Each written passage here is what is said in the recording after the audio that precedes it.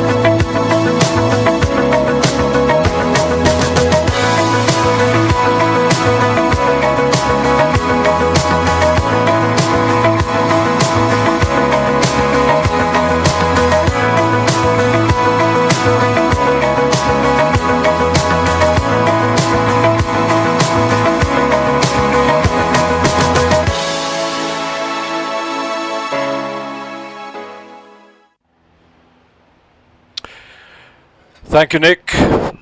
Welcome to Prescott. Wherever you're watching, if you're watching in the UK, welcome. It's a lovely day here at Prescott. If you're watching from on screen around the world, if you're in Australia, good morning. No, it wouldn't be morning, would it? Be middle of the night. Good evening. If you're in the States, good morning.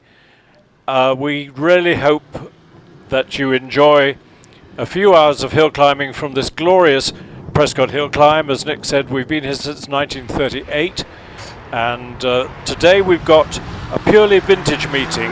Vintage basically means cars up to pretty much pre-war. I'll explain the difference between veteran, vintage, Edwardian, and classic and thoroughbred, but take it as read that all these cars are pretty old. We've got various classes. I think we've got 16 different classes.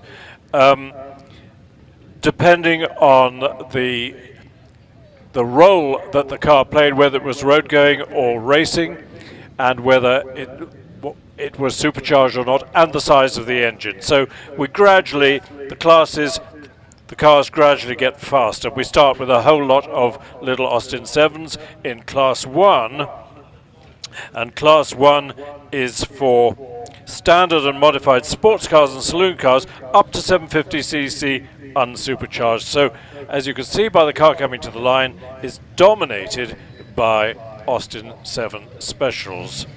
And the first car is that of Stephen Jones in his Austin Ulster Sports. And some of them have been rebodied from the classic Austin 7 Saloon. Some of them, like this one, Austin Ulster Sports, from the early 30s. Stephen Jones, number 1, is sharing the car with Daniel Hunter. So we'll see this car twice.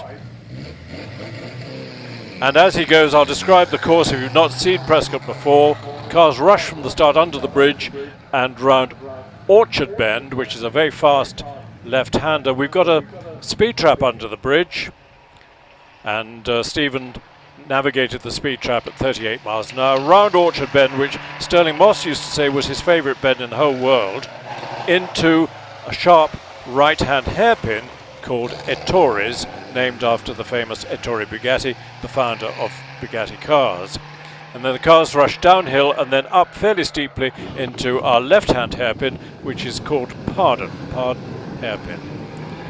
Then along the top, a left-hand curve, a right-hand curve, and into the notorious S's, which are a left and a right. And Stephen goes from there up to the semicircle, round the semicircle, and up to the finish. We'll pick his time later on, but in the meantime, we've got Fabienne Mutschler, all the way over from Germany, in her Austin Sports Ulster similar car. Here she comes, slightly slower than Stephen through the speed trap. Stephen has finished with a time of 74.08. Fabienne up into Pardon.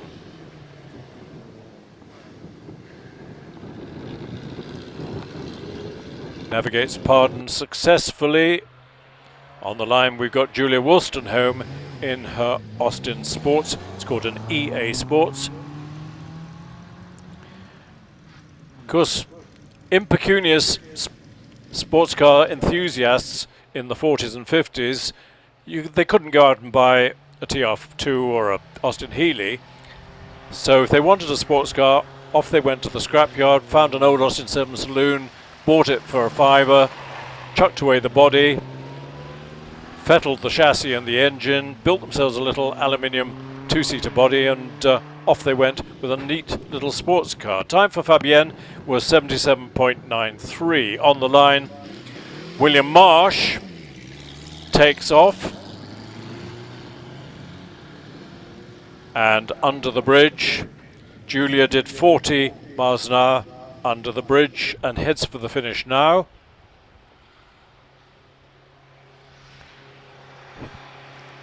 And here comes William Marsh in his Austin 7, classic Austin 7 special, with the Ulster body with the pointed tail, all sorts of different body styles for two-seater Austin 7s. You had the Chummy, you had the Ulster, you had the Nippy, all with a slightly different bodywork behind the driver.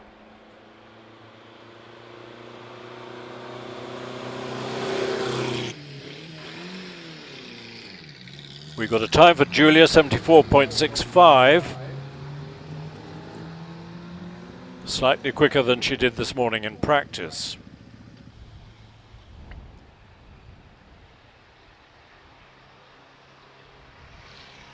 Here's Richard Marsh, 37 under the bridge.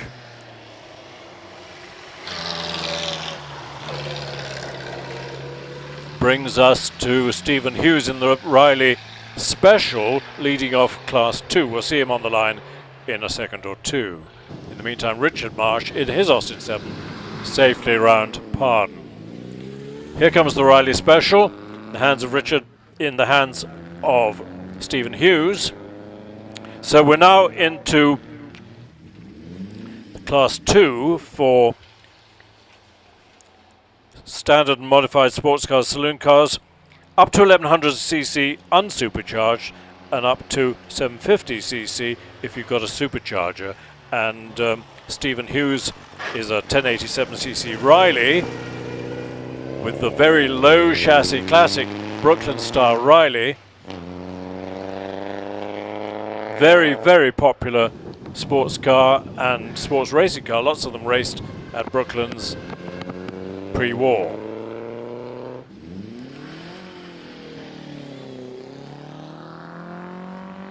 So Stephen Hughes heads towards the finish. Another famous make of car, Fiat of course, with the classic Fiat Balilla, the little sports car, and called the Coppa d'Oro, which was the most powerful, I mean they weren't very powerful, they only had 1 litre of the little Fiat Balilas, but they got class wins at Le Mans, they got class wins at Spa 24 Hours, and of course in the famous Targa Florio race that took part on the island of Sicily. So Fiat Balilas were sold by the thousands, both in saloon form and as little sports cars. A very pretty little sports car with the little fin on the back of the tail.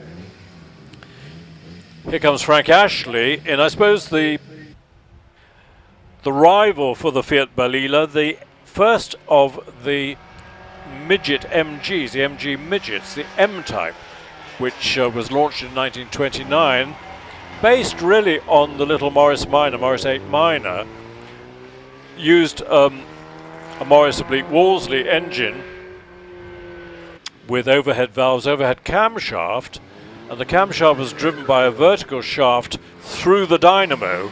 It was a vertical dynamo, which was okay until oil started dripping down out of the cam box into the dynamo. We've got times. Stephen Hughes 87.07, Stephen in the Riley Brooklands. Craig Jones has finished with a 71.22. Craig was in the Fiat Balila.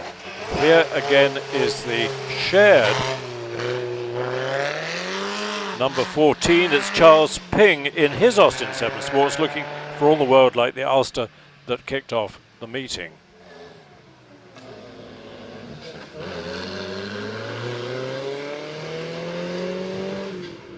So it looks as if our quickest Austin 7 on scratch was,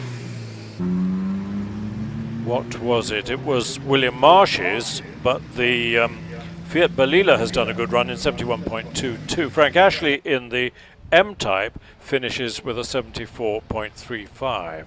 Charles Ping's on his way. He's followed by David Rawls in this touring Riley 9 Lynx. Again, 1100cc, but higher chassis than the classic Brooklands Riley. Very nice touring car, but only 1100cc. David Rawls.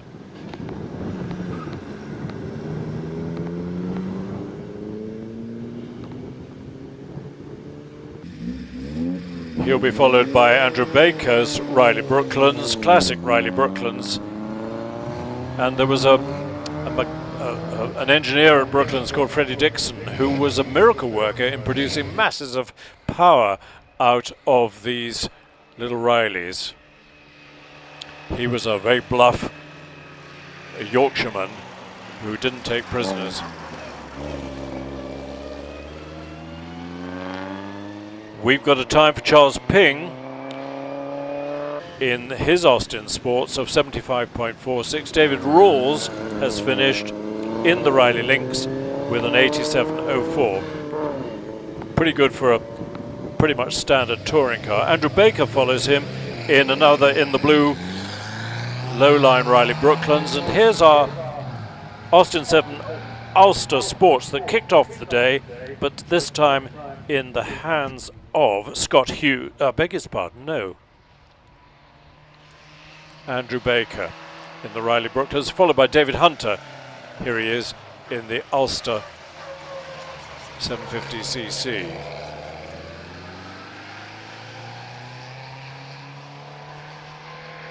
He heads towards Pardon. Andrew Baker's time, number 17 in the Riley Brooklands, was a good time, 67.35.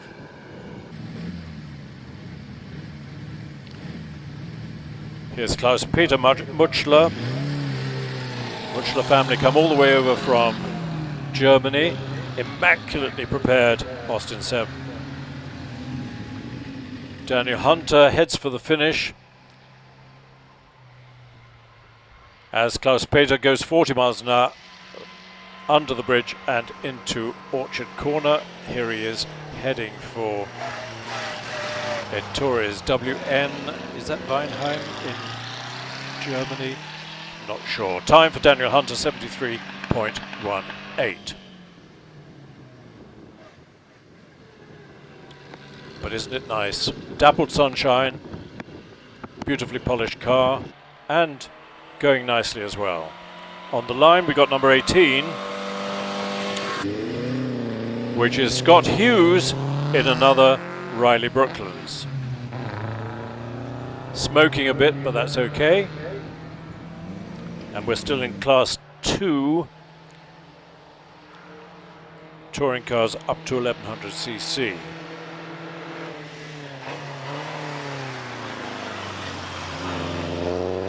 Round of Tories goes Scott Hughes. And Klaus Peter has recorded a 74.21. Interesting car on the line. The classic cycle car, the GN. Godfrey Nash produced the little GN cycle car from about 1918 through the 20s, and it evolved into the chain drive Fraser Nash. Most of them had a V-twin engine, air-cooled engine sticking out the front, but this one unusually has a 1500cc Anzani engine, the side valve Anzani engine. That's number 20, Stuart Rich.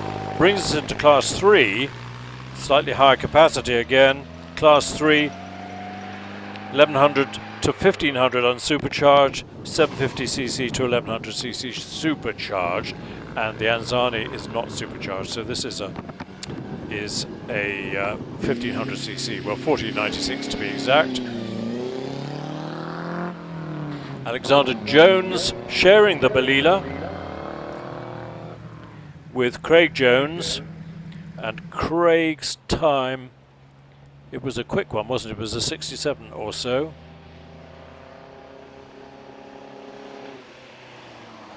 Neat little car. I love the little tail on the back, little fin on the back of the tail. You might wonder what the X, the black X on a yellow background means. Well, if you go circuit racing, vintage racing in the circuits, and you're a relative beginner, you have to wear your cross on the back until you've had, I think, 6 signatures by the clerk of the course. Shows that you've gained some experience, and that allows you to take the cross off the back. On his way, Colin Pointer in a Lee Francis. Lee Francis, very successful in the pre-war days. Factory in Coventry. Struggled a bit after war, produced very high quality cars, but really struggled to compete on price with Jaguar, and eventually Lee Francis faded and I think was bought by Jaguar, but they made some very successful cars, both touring and racing cars, in the pre-war era. We've got a time for the Balila, 77.29 in the hands of Alexander Jones. Here's the TT Sprite, lovely car, in the hands of Tim Neller. 1500cc again, so we're in Class 3.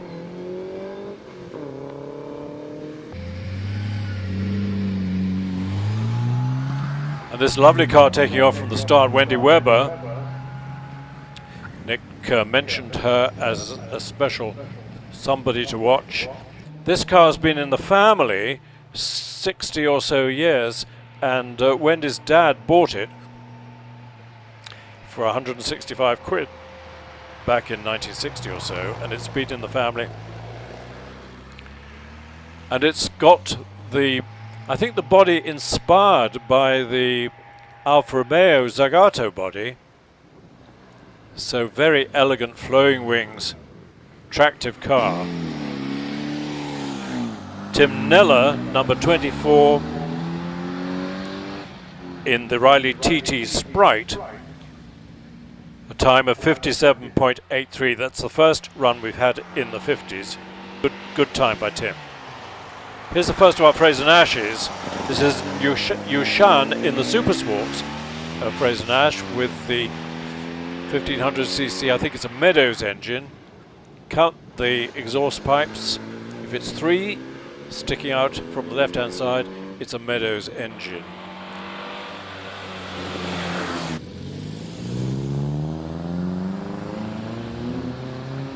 Yushan off the line, preceded by Tony Wood in his Supersport Fraser Nash.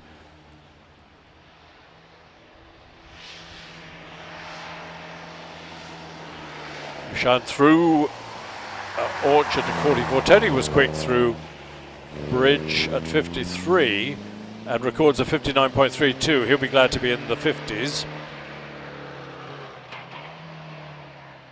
On the line is the shared Riley Brooklands, this time in the hands of Alan Clear. We saw it earlier in the hands of Andrew Baker.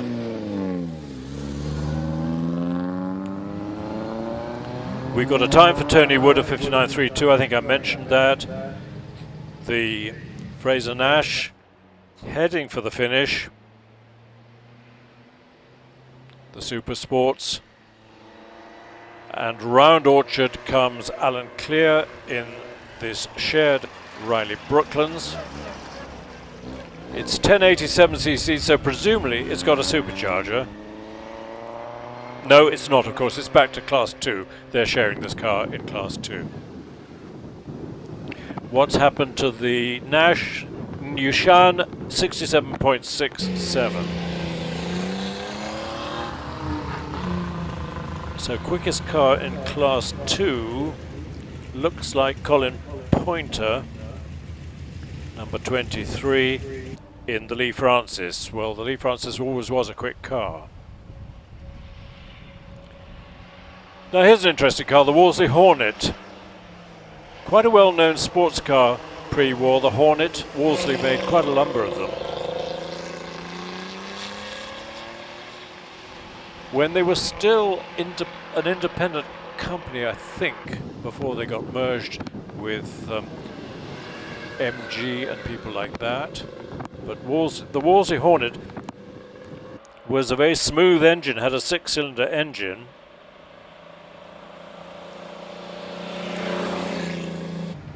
Tiny little 1200cc 6-cylinder engine. And Alan Clear records a 78.14. Here's the Ted Elwes in the MGTA. Ted normally drives a very immaculate post-war MGA. Here he is in an MGTA from about 1938-39. TA virtually identical to the post-war famous MGTC that was incredibly popular in the States when people in the United States Army, having seen the little MGTC during their service in Europe, said we must take one of these back to the States. This will be a quick car. This is Patrick Blakeney Edwards, a great builder of particularly Fraser Nash racing cars, always quick on the circuits. You might, if you've watched Goodwood, the Goodwood Revival, you'll see that Patrick Blakeney Edwards taking a lot of cars there. His team prepare many cars and Patrick drives them with great gusto, as we shall see. This will be a time in the, I think, the mid-50s. Ted Elwes has finished with an 80.71. Richard White in the Wolseley Hornet, similar time, 80.74. Let's see what Patrick can do. But in the meantime, we're on to Alvis. Alvis, another famous Coventry car maker. Again, very successful. Pre-war, luxury touring cars. Rather dignified saloon cars. They also experimented with front-wheel drive sports racing cars. Nearly cost them the company because they nearly went bust. They spent so much money on the front-wheel drive car. But this is a typical Alvis Silver Eagle. Patrick Blakeney Edwards. Yeah, I said mid-50s. Well, it was a 54.4. Great time. Here's the Alvis, threading its way towards the S's, and we've got a lovely French car taking off. This is John Guyot in the 1939 Talbot Largo T150C. Don't ask me to explain Sunbeam Talbot Largo. It was such a complicated story, but basically these were made by Tony Largo in France in the 30s. And John Guyatt has campaigned this on the circuits and the hills for a long, long time. Great campaigner in a lovely car.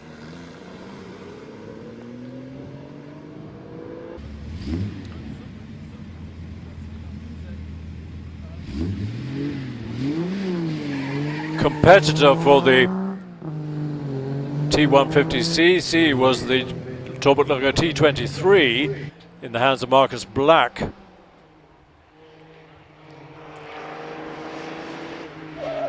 Talbot won the 1936 French Grand Prix in the hands of Walter Breccia, great engineer. John Guyatt has finished in the Talbot Lager with a 60.65, and Marcus Black 59 under the bridge. What Patrick Blakeney Edgeworth did a 58 under the bridge, so that's the quickest so far. Marcus Black with 59. Harry College is on his way in the classic Vauxhall 3098.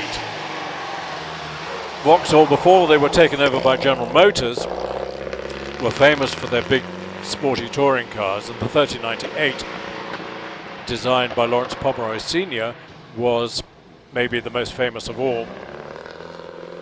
It was a great competitor for the 3-litre Bentley, and lots of people thought the Vauxhall 3098 was a better car than the Bentley. Look at this lovely car off the line. This is the Alfa Romeo 6C of Terry Crabb. The Alfa Romeo Grand Sport.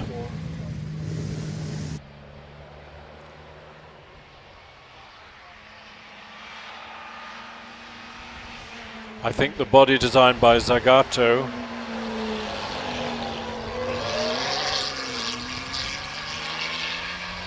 What a lovely car with the famous, I think the 1750 was straight 6, the 2.3 was a straight 8. Absolutely typifies the summit of pre-war Alfa Romeos. Now here's Roland Duce in another famous French marque, the Delahaye.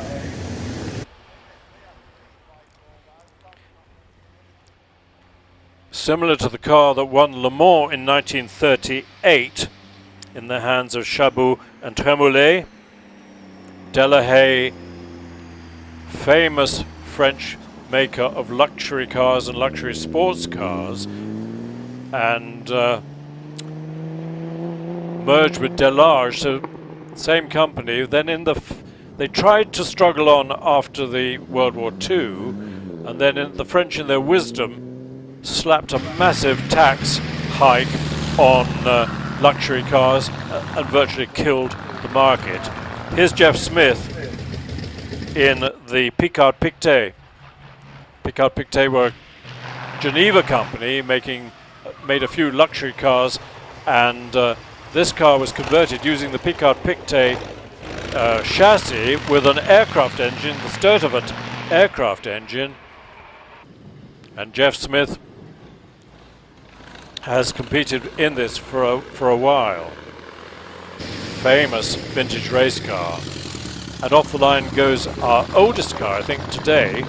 This is the Le Zèbre with a Curtiss OX5 World War I aircraft engine. Le Zèbre was a pretty unsuccessful French manufacturer, made famously unreliable cars. They were financed, interestingly, by the son of Georges Bizet, the famous composer, Carmen and other works, but his son used the family money to sponsor the Le Zèbre company, but sadly they faded pretty quickly. It could be, though, that the car on the hill now is even older by a year. This is Ian Barmforth in the famous Hudson Super 6 Racer. Hudson made a number of these. I think they made half a dozen of these to race at Indianapolis. Isn't that lovely? Now, Jeremy Flann has recorded a 60.37. Jeff Smith on the Sturtevant, 60.47. How is Ian Barmforth getting on where he's heading for the finish, and he's followed by Clive Bergman in a supercharged Austin 7 Special.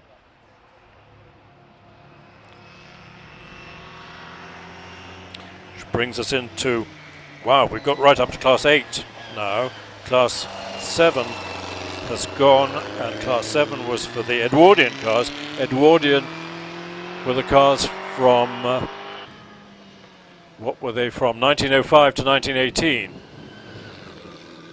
So veteran is from zero, well, from the late 19th century right up to 1904, and the veteran cars are eligible to take part in the famous London to Brighton run. 1905 to 1918 Edwardian, 1919 to 1930 vintage.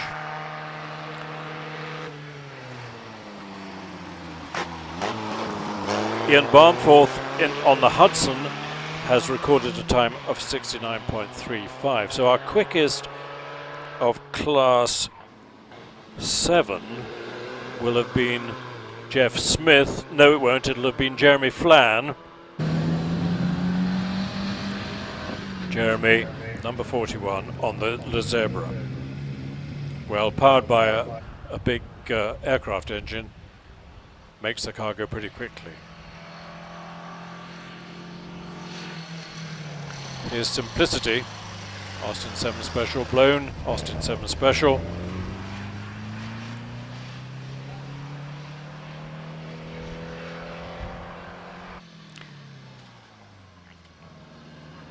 In Class 8, special sports cars and saloon cars, up to 1100 unsupercharged and up to 750cc supercharged. So this will be a supercharged Austin 7, as is the little one that's just taken off from the start, which is the toy. David Fennell in the toy Austin 7 750.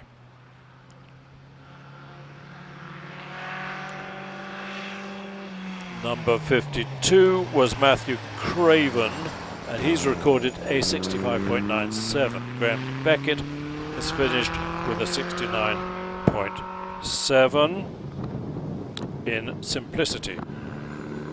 The toy toys its way around Pardon and towards the S's, and on the line we've got a shared Riley.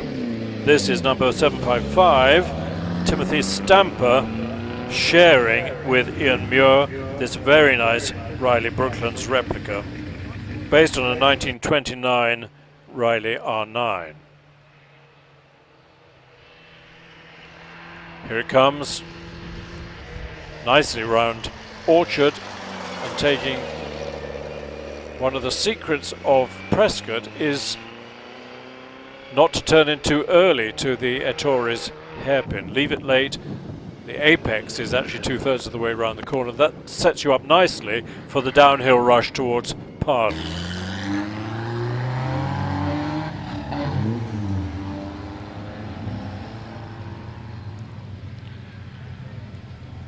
We've got number 56, Bill Corley in the Austin 7 Special, again supercharged. And it looks as if he's run into a weasel on the way here. There's a weasel or a stoat attached to the front of the car. I have a feeling it's not real. David Fennell in the toy.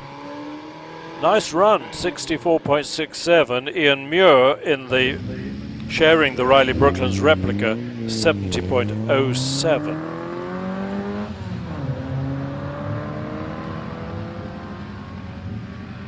Here comes Dennis Bingham in a Riley Falcon Special, looking absolutely immaculate with a neat aluminium body.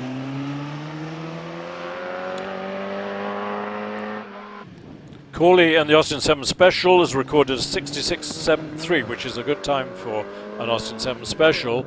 But on the line, we've got Greg Lerigo. Now this is a fast car. This has in the past recorded fastest time of day in vintage hill climbs. Greg in this very rapid 1500cc supercharged Riley Special. 59 is quick, round Orchard. Let's, I think he might be in the low 50s, we'll see.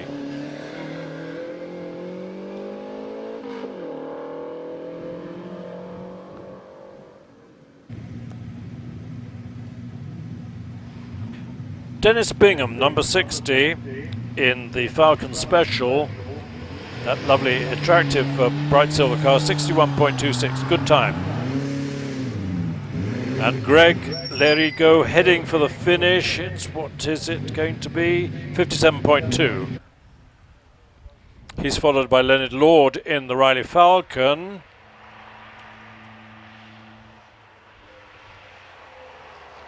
Touring Riley. Very attractive body.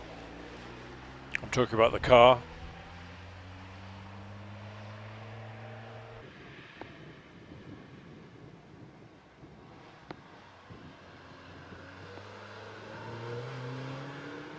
These cars are in Class 9. Class 9 goes up to 1500cc unsupercharged and up to 1100cc supercharged. So they are all, as far as I can see, apart from the little MG J2, which will be along in a minute, that's the only supercharged one, as far as I know. Greg Lerigo, we've got his time, 57.2. Leonard Lord in the yellow touring Riley, 74.5. Christopher Downham on his way in an Oster Imp replica, Austin 7.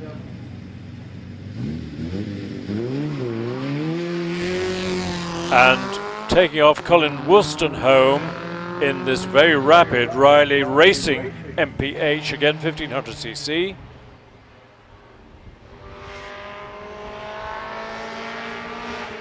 .50 through the speed trap. Christopher Downham, who is in front of Colin Wolstenholme, 53 through the same speed trap.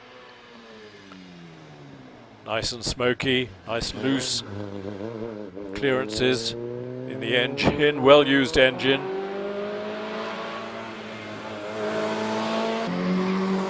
Another very rapid Riley takes off the line. This is Mike James in the another 4 TT replica. 58, that's quick. This is going to be a rapid car. Slides it round Orchard. Oversteer. Rapidly rounded Torres. Takes a rather early apex, which doesn't line him up ideally for the rush to Pardon, but nevertheless this is going to be a very quick run, I think. Back to shared cars. This is the Craven family, and 752 is Benjamin Craven. It's uncle and nephew sharing this car.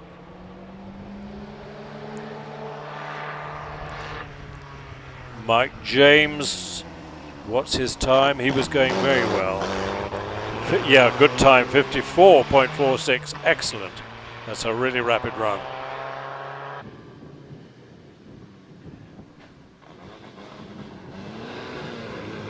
David Saxel is on the line. Ben Craven sharing us at 7 is round Pardon. Here's this well-used Riley 12.4 touring car, which David drove early this morning up from London to Prescott.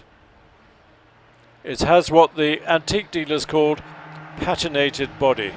It's had a hard life, including being upside down on at least one occasion. It's got an ammunition box on the back in case David needs ammunition, but maybe he's just got his lunch in there.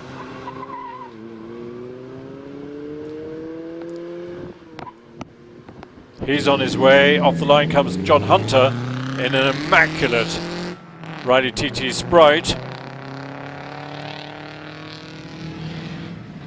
1935 car, again 1500cc in Class 9, absolutely immaculate, lovely.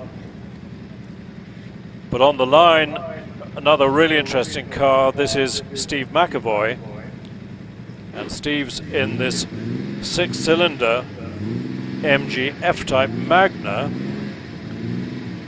which has recently acquired a supercharger, a Volume X supercharger, belt driven from the top of the engine, from the camshaft drive, I guess, but it's a very neat installation. The car is absolutely immaculate. David Saxel in the well-used Riley 66.67, so the quickest car so far was the 54.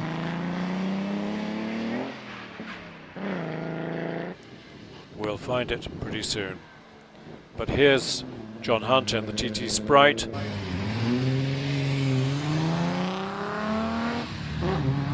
Meanwhile, Trevor Corner has taken off in a 3-litre Talbot 105. Brings us to class 10. So we're getting bigger engines as we go. Class 10, unsupercharged up to 3 litres, supercharged up to 2 1/4. And so Trevor in the Talbot 105, there it is, has a 3-litre engine, unsupercharged.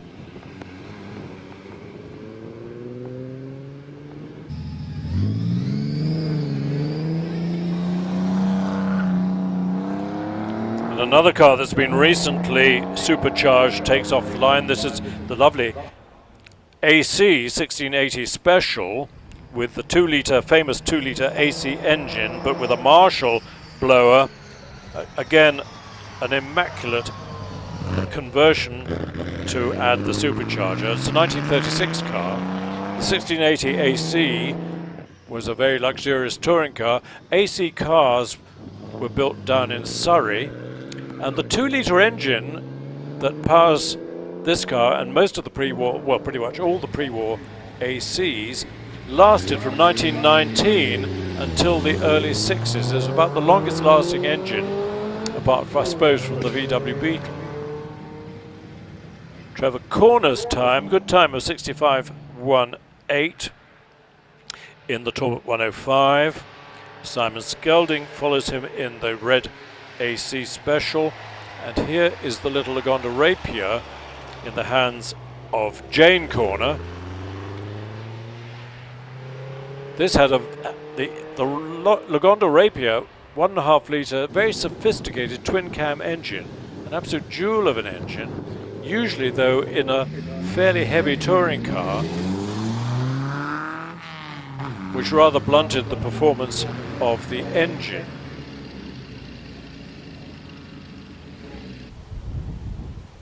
But Jane is in class 10, which implies that her Lagonda Rapier engine is supercharged.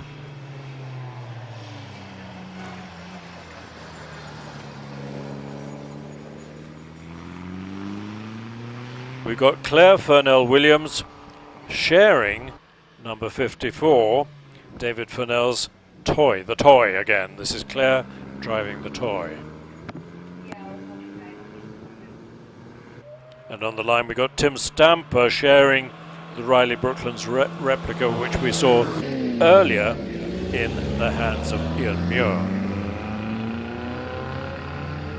Where's the Toy? The Toy will be toying its way around Pardon, I guess, but in the meantime we see Tim Stamper in the Riley Brooklands under the bridge and rounding Orchard at 43.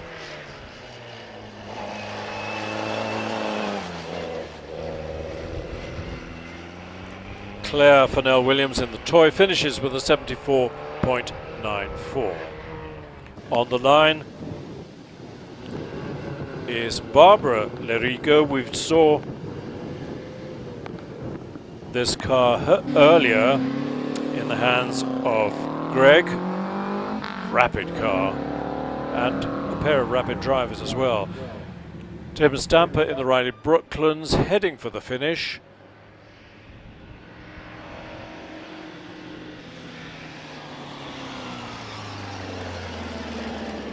And again we see the MGJ2 Riley Special, this time in the hands of Richard Newton on the line. But in the meantime, Barbara neatly round Pardon, heading, here she comes, into the famous S-bend. The last bend of the S's is now called Rolt Corner, after Tony Rolt, Le Mans winner, Colditz prisoner, and pioneer of Ferguson four-wheel drive.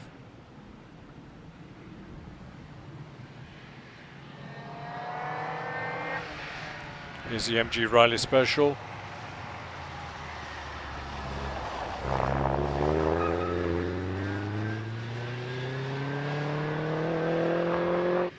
This is Richard Newton.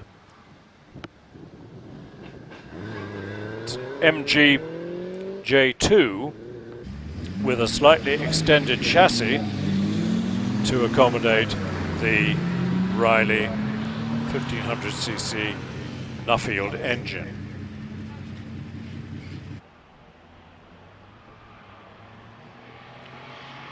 Fraser Nash, Robert Ellis in the Fraser Nash Super Sports. Fraser Nash, classic descendant of the GN, not a cycle car, but a really successful pre-war sports car with chain drive, solid rear axle, chain drive, 4 gears at the back, 4 chains at the back, and it made a very clever solution to gearbox and back axle, because it was very rapid gear change, lightweight, no differential. So Fraser Nashes were hugely successful in the late 20s, right through until 1939.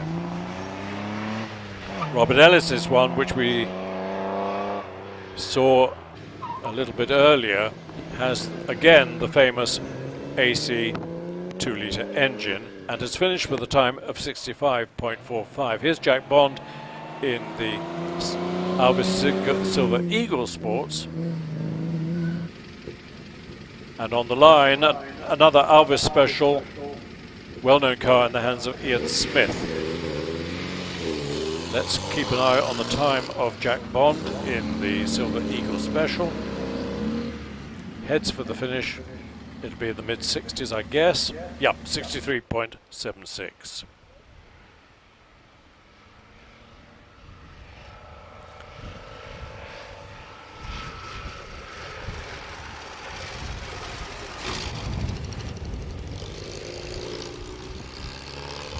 Ian Wozencroft heads towards Pardon in the Alvis 1270 Special.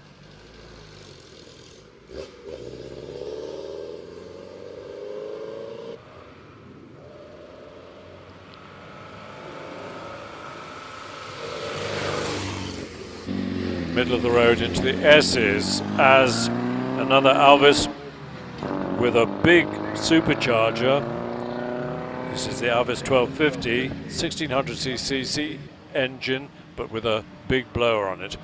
This one is in the hands of William Irving.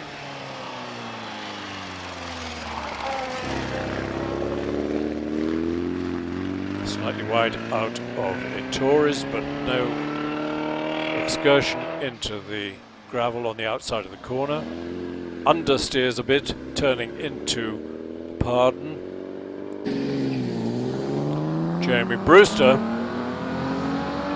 well-known fettler, particularly of Lee Francis cars, takes off in the Fraser Nash Keegan Special. Again with the 2-litre AC engine, 6-cylinder engine, and a very attractive classic Fraser Nash body, rather like the TT replica with the low fuel tank at the back. Similar car on the line, we'll see in a second, in the hands of Tom Lovett. We've got a time for William Irving of 67.59. That was number 80. That was the blown Alvis 1250. Here's another Fraser Nash Super Sports. This one in the hands of Tom Lovett. And this one's got the 2-litre BMW engine that powered the BMW 328 pre-war, famous BMW sports car, straight 6, and then became the Bristol engine after the war. Similar engine with its complicated valve gear operated by vertical push rods and cross push rods, effectively making it like a twin cam effect.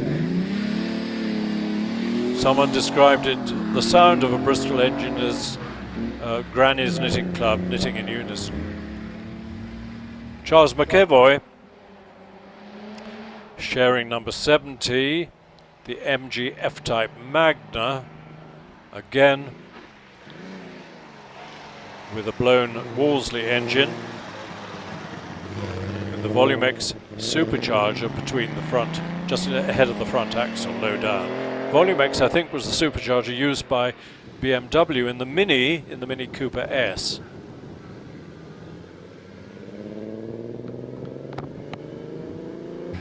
We got a time for Tom Lovett. Tom was in the Fraser-Nash Supersports with a BMW engine, and his time was 65.07. He was preceded by Jeremy Brewster in the AC-engined Fraser-Nash, and his was a good time of 58.84. Here's the MG of Richard Newton, the J2, the extended J2 with the Riley engine.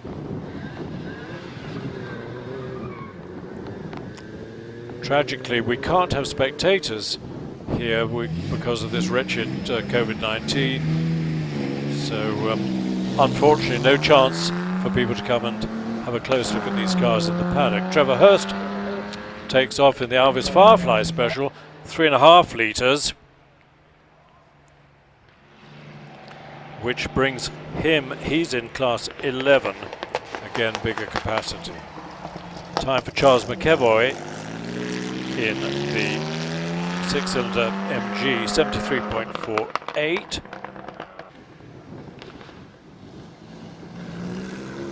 Alvis Firefly in the hands of Trevor Hurst, rounding Pardon, and on the line a lovely 4.25 litre Bentley Special, one of the first Bentley models after Rolls-Royce bought the company, and they produced a 3.5 litre and a 4.25 litre touring cars. Lots of people very much regretted the failure of the original Bentley company, and there was a certain amount of skullduggery, I think, when Rolls-Royce bought the assets, but at least they produced not such extreme sporty cars as the original Bentleys, but very luxurious touring cars. Interesting car just taken off from the start. This is Robert Moore in the GN cycle car, which normally had a big V twin air-cooled engine sticking out the front, but this one has got a Ford 3 litre or 3.3 litre Model A Ford engine, which will give plenty of power for the lightweight chain drive GN. Bentley has finished in the hands of Steve Allen with a time of 65.37. GN well on its way, 46 miles an hour under the bridge, followed by George Scoley in the Austin 7 Ulster. The Bentley 65.37, Robert Moore in the GN heads for the finish, and scuttling round Orchard comes this little Austin 7 of George Scoley. Now, he's in class 13, and you wonder why he isn't with the rest of the Austin 7s. Well, the answer is that class 13 is for racing cars. In other words, these cars aren't road legal. Racing cars up to 1100cc or supercharged 7 over 750cc. So we're into racing cars now, which is great. Although, just as an interim, we've got a shared Alvis. That's Ian Wozencroft sharing the 1270 Special. George Scoley, where's he gone? He's heading for the finish and records exactly 68 seconds. Meanwhile, Mark Atkinson in this lovely, beautifully built Austin 7 Special, nicknamed Slippery Ann. It's got an Australian history, but it's got a beautifully constructed ash frame and Irish linen body, rather like a vintage aeroplane. Absolutely beautifully built by Mark. This is its first competitive outing, so we'll admire it as Mark gets used to the car, but isn't it lovely?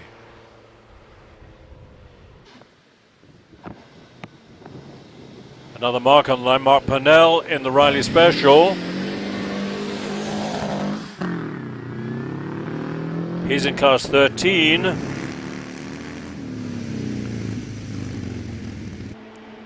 Pre-41 racing cars. As is Rick Pierman, who we'll see on the line in just a second. But in the meantime, 102 Mark Purnell in this blown Riley Special. 1100cc, but with a big supercharger in front of the radiator.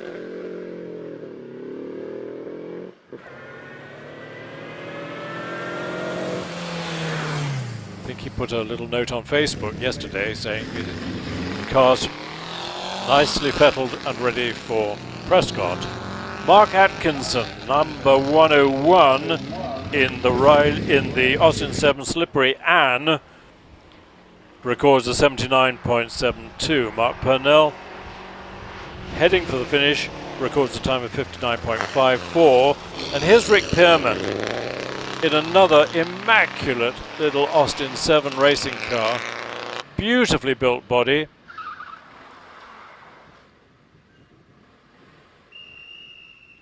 Oh, a neat little spin at Pardon, on the way into Pardon. No harm done, I don't think. Beautifully built body. A little replay of that. Yep. Just heavy braking and steering into the corner. Tips him into a little spin. So Gary Clare in Granny, which we'll have a look at Granny in just a second. We'll have to wait while the marshals rescue Rick Pierman, who for some reason seems to be a bit stuck on the entrance to Pardon hairpin. Marshals rushing to the rescue. Well, rushing is probably a bit of an exaggeration. But our marshals here at Prescott do a great job. And we've got some messages coming in. Murray Wakeham, who was hill climbing, I think, at Chelsea last weekend. Great weather. It is great, Mark. You should be here. Watching from the River Hamble. Too blowy to sail. Well, you're doing the second best. Well, we would say the best thing, but thanks, Ian. All the way from the Hamble on the south coast. Whereas Rebecca, obviously a Vintage Sports Car Club member from the Tankard, is watching from the pub. Good. How many pints is that, Rebecca?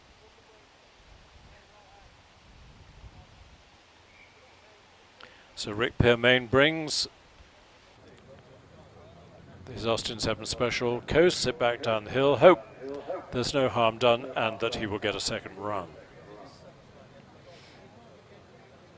Dave Wickham, Prescott is looking magnificent in the autumn sunshine. Well done all involved for getting this meeting on. Thanks, Dave. Yep, it's been a lot of hard work, as you can imagine, with this dreadful COVID regulations. Everybody, I think it must be the first time in Prescott's history that everybody's wearing face masks. Christine Archbell, watching from the Morpher Neffid. Where's that? Hoping to get a glimpse of my husband, Rick.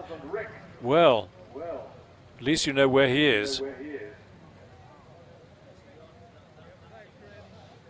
Ian Holmes, Ian in Minnesota. I slept in this morning, Minnesota checking in. Hi Ian, love historic racing. These old cars are a sight to wake up to, that's for sure. Well, Ian, our faithful fan in Minnesota. Ian, you should just tell all your friends.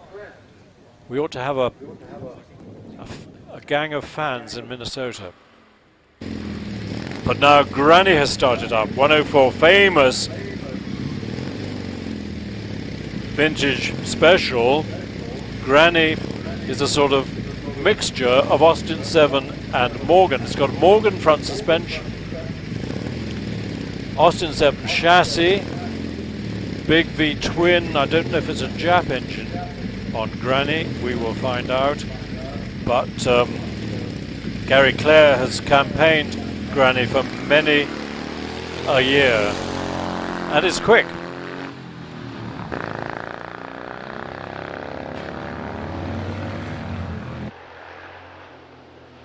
As you see, Gary takes Granny through Orchard at 57. You see that sliding pillar front suspension. The Austin 7, the triangular chassis of the Austin 7. I'm not sure if it's chain drive or uses an Austin 7 differential. Another special on the line is Peter Loxton's Austin with a Fiat engine. Nice mixture. Gary brings Claire towards the brings Granny towards the finish. Peter Loxton takes off in this Austin 7 chassis with the Fiat engine, 1020cc, similar to the engine in the Balila. And Granny finishes under the 60-second mark. Good, 59.98. Well done, Granny. She's picked up her skirts and run. Here's Peter in the Austin Fiat Special. Neat little race cars. And on the line we've got Peter Aspin in a blown Austin 7 Ulster, but the racing version. We've seen a number of Ulsters fitted with wings and lights. They're the road-going ones. This is a pure racer.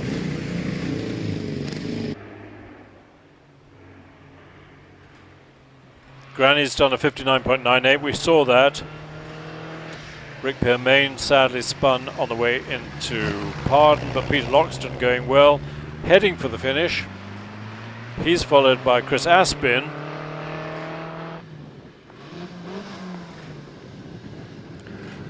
And Chris is on the racing Ulster. He's on his way towards the S's.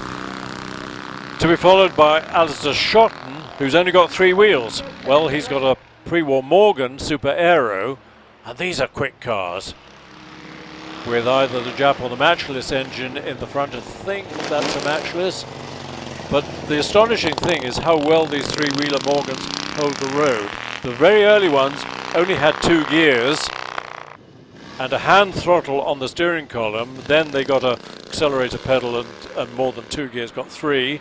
Slight wiggle. Alistair out of Pardon, but no dramas. And it's fun on vintage racing to see the 3-wheeler Morgans mixing it with the big 3-litre, 4.5-litre Bentleys. And they're quick. Chris Aspin in the racing Ulster, 63.41, and into and out of the Tories comes Andrew Craven on this, again, immaculate MG Riley, mixture of MG chassis, Riley engine, immaculate, beautiful, beautifully built body.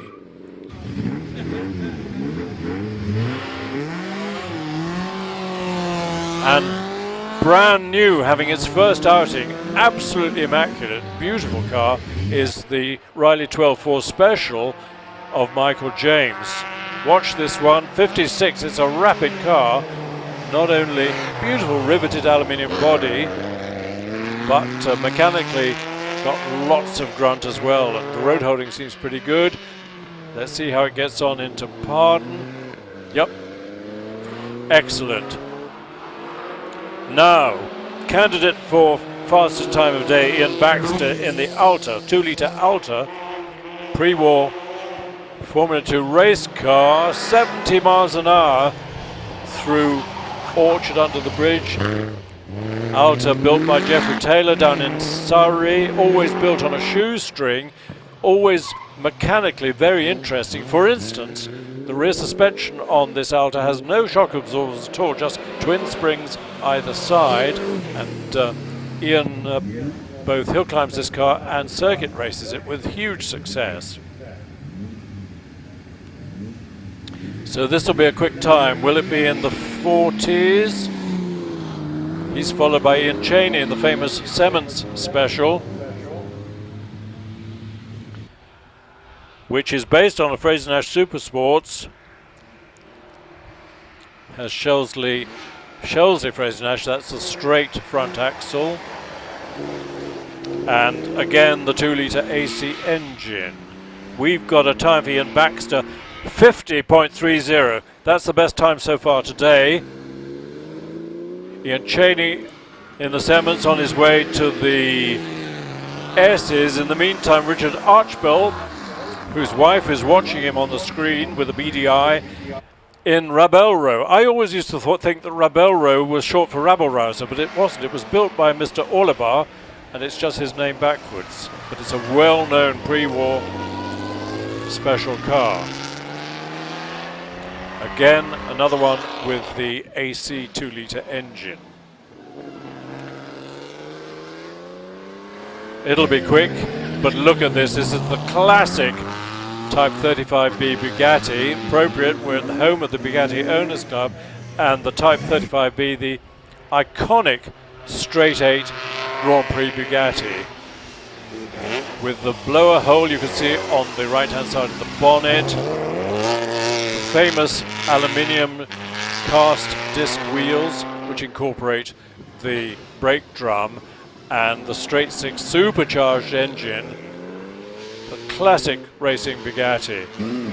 Time for Rabel Row, 55.95. The 35 Bugatti gave way to the Type 51. Here's Edmund Burgess in his Type 51, which is a very similar chassis, gearbox, body, all the same, but the straight 8 engine in the Type 51 was twin cam, inspired by the American Miller, which Ettore Bugatti saw when Miller brought some cars over for the French Grand Prix.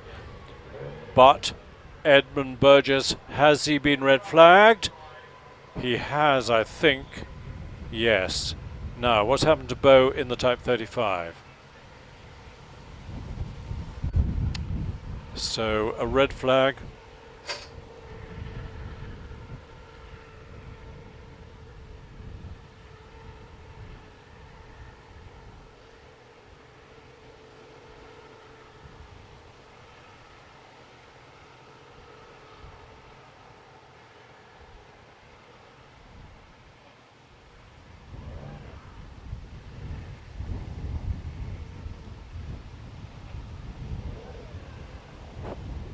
So Ed returns the Type 51 back down to the start line. Beau Williams in the Type 35 apparently went a bit wide at Pardon and spread a little bit of gravel on the track, so there's quite energetic sweeping, but no harm to the car. Here comes Ed Burgess, the Type 51, back into the paddock through the side gate. He'll come back round to the start, so he'll have another go. No harm whatsoever to the Bugatti or to Beau. I guess he will have proceeded slowly up to the top of the hill. Yeah, well, not slowly actually. He records a 57.1. Grace Fox, watching out for my granddad, Dennis Bingham. Well, I hope Dennis is getting on fine. James, why aren't you here? Good luck, everyone, but please don't break my record. Sorry, can't be with you. Riley ERA is in preparation for Goodwood. Yes, in a couple of weeks' time we've got this Goodwood Speed Week, 3 days of extraordinary motorsport from Goodwood. Sadly, no spectators, but it's going to be live streamed, of course. Christo Riol watching stateside. Hi, Christo. Nice of you to join us. Hope to get there next year. Well, do, please. Ed Burgess. What's he doing? He's pumping up the air pressure into the fuel tank. He's got a slight problem with that and having to do masses of pumping. Once, of course, the car's on the move, there's a engine-driven or a transmission-driven pump pumping the petrol from the back, or methanol from the back, to the engine. It is methanol. If you see a hill climb car with an orange circle on the back, it implies, well, it means that it's powered by methanol, and it's so that the marshals know, because there are different ways if your methanol catches fire, what you don't do is put foam on it, you pour cold water on it. You'll have seen cars at Indianapolis leaving the pits and the teams pour cold water over the car as it leaves, because that douses any flames, methanol flames, which of course are invisible. First of our ERAs, this is Ben Fidler in the B-type ERA.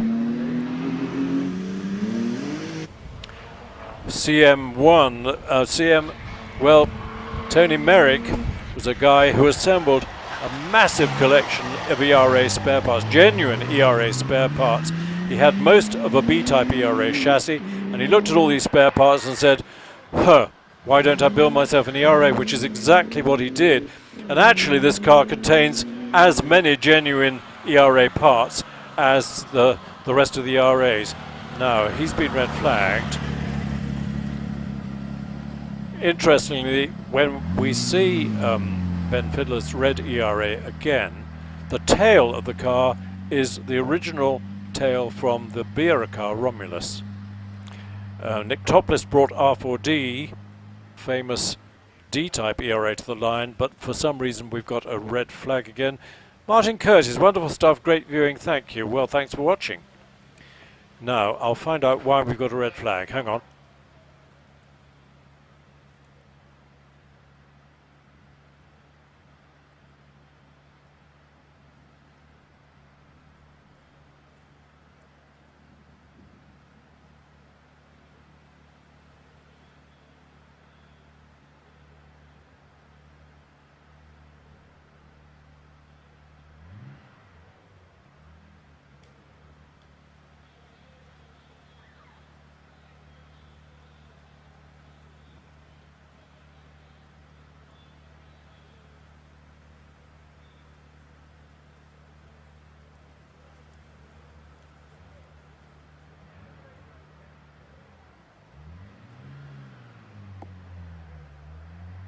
Red flag, no, here we go. James Scammell, Adelaide, South Australia.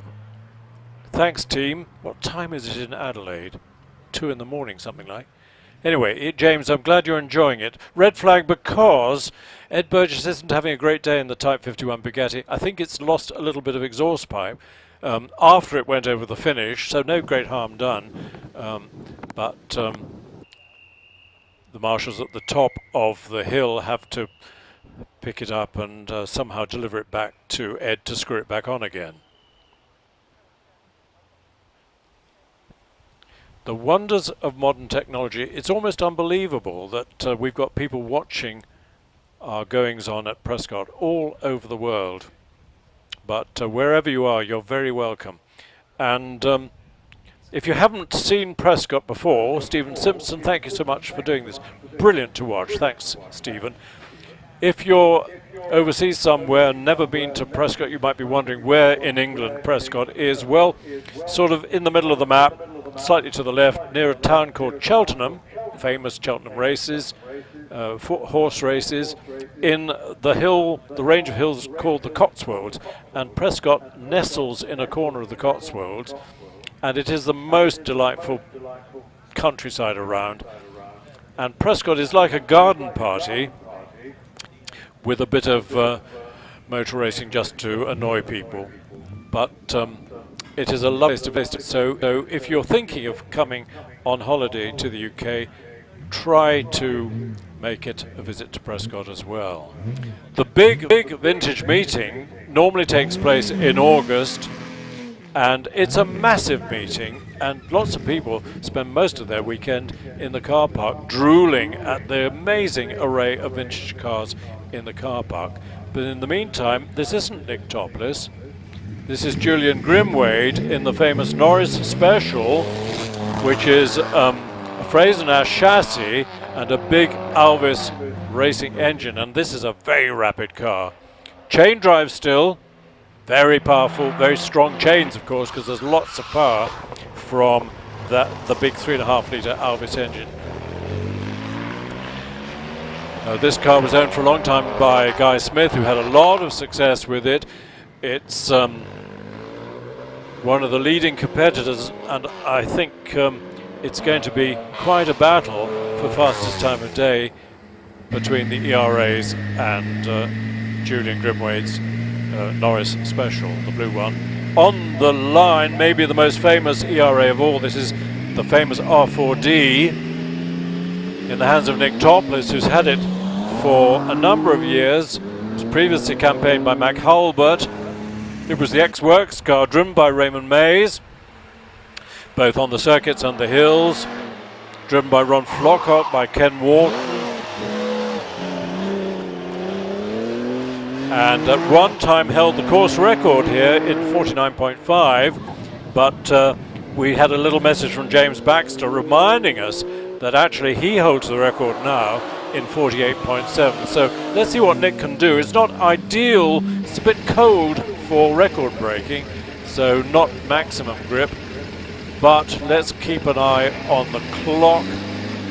Ben Fiddler's time in the ERA, well, he was flagged, wasn't he? So he'll get another run. Nick, 49.77. Well, he's about just over a second outside the record. Meantime, Tom Richardson in this amazing car, the GN chassis, again, cycle car, but guess what the engine is? It's a 6-litre engine out of an airplane, the de Havilland Moth engine, Gypsy, the Gypsy engine, which in the Tiger Moth was upside down, in other words with the cylinder head at the bottom, but in of course when you fit into a car you turn it up the other way around. So we'll keep an eye on Tom in the GN de Havilland, GN Gypsy, but in the meantime Ben Fiddler is back on the line in the ex-Tony Merrick B-type ERA. This one's got the 1.5 litre engine,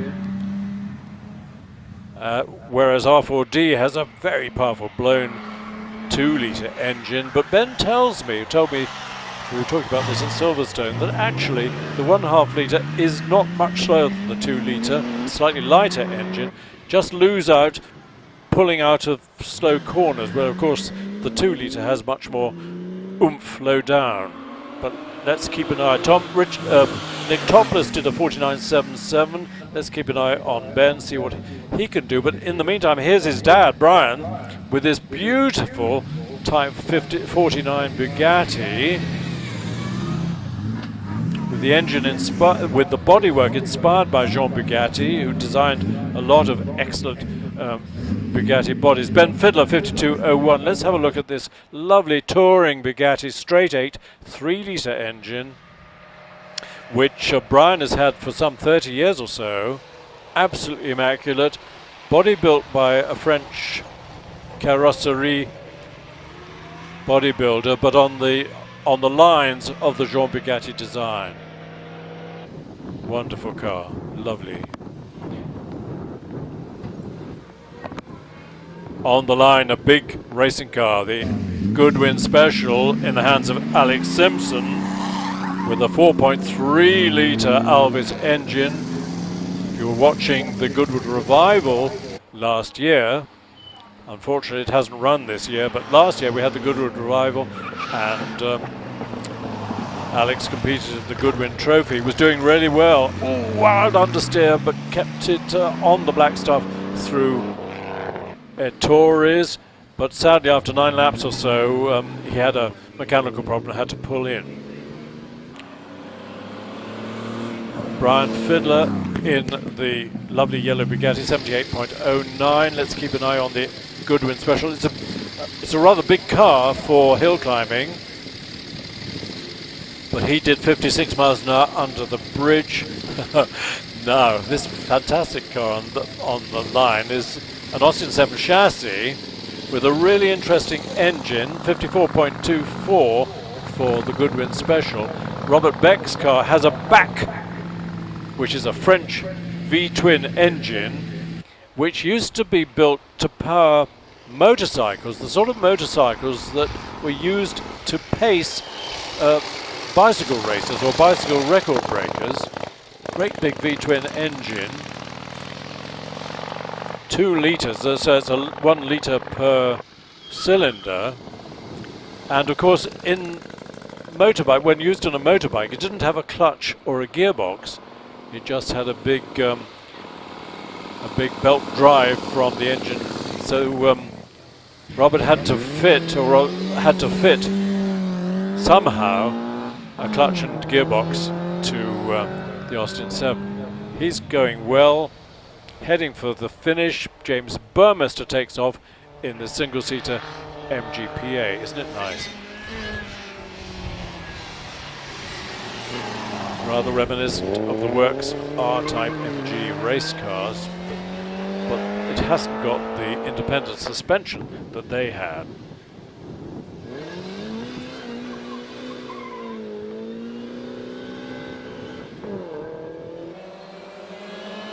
I think this will be our last car in the first runs, and so we then get to do it all over again. Marshall's on the line, eagerly anticipating the next car to come to the line, and I can see them lined up in the paddock. Indeed, it is the Austin 7s again, starting with car number 1. James Burmester in the single-seater MGPA, 63.81.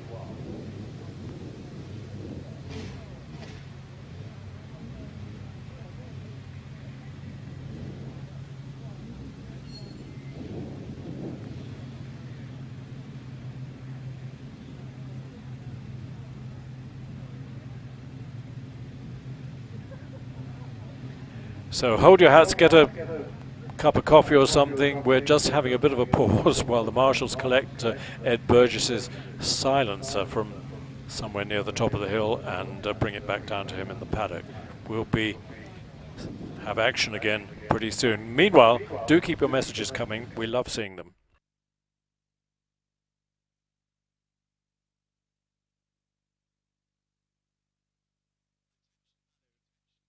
David Moore, thank you. Good to see R4D doing what it's best at. Well, is it best at Hilgers or best on the circuits? I think Nick will tell you that it's probably most comfortable on the circuits. We're looking at this brand new and lovely Riley. There's the Alta front suspension. Really interesting. Jeffrey Taylor, he was a very clever engineer, but he tended to go for the cheapest materials he could find. There's the 4 1/4 litre Rolls Bentley. We mustn't say Rolls Bentley. It's a Bentley, but owned by Rolls-Royce at the time. The Flying B. Current Bentleys still have the Flying B.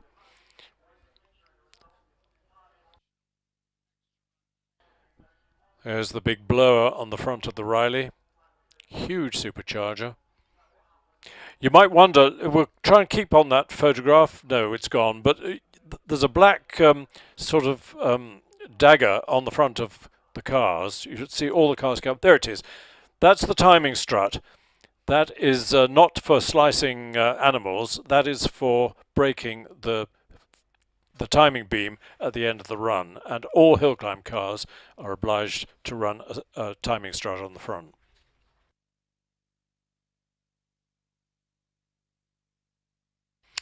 So it gives you an idea what the paddock at Prescott looks like. It's an orchard. It's got lots of fruit trees, and it's a lovely place to sit and chat. Occasionally you have to get out of your chair and drive your car up the hill, but pretty soon you're back and having another chat with your friends. There's number 91, and number 91 is the Alvis Firefly Special, and there's the very pretty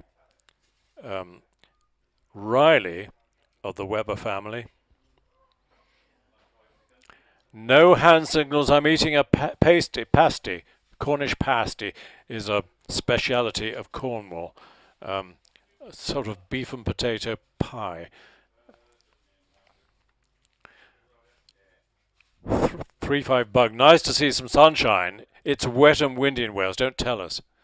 There's this brand new Riley Special. Isn't it lovely? In fact, all the cars here are lovely. Well, particularly the ones that have the patina of a hard life. There's Greg Larigo's very rapid Riley behind the Alvis. Stephen Harris, hi to my chum Graham sitting next to the commentator. Hi, Graham. Thumbs up from Graham. And there's the little Austin 7 with its extraordinary back V-twin engine. It's called Miss Backfire, which is highly appropriate.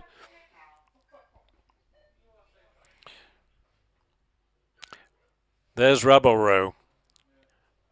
That's Richard, whose wife sent us a nice message.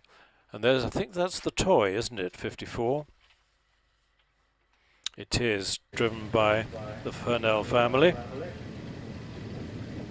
And here we go with our second runs, kicked off, of course, by car number 1, Stephen Jones in the Austin Ulster Sports.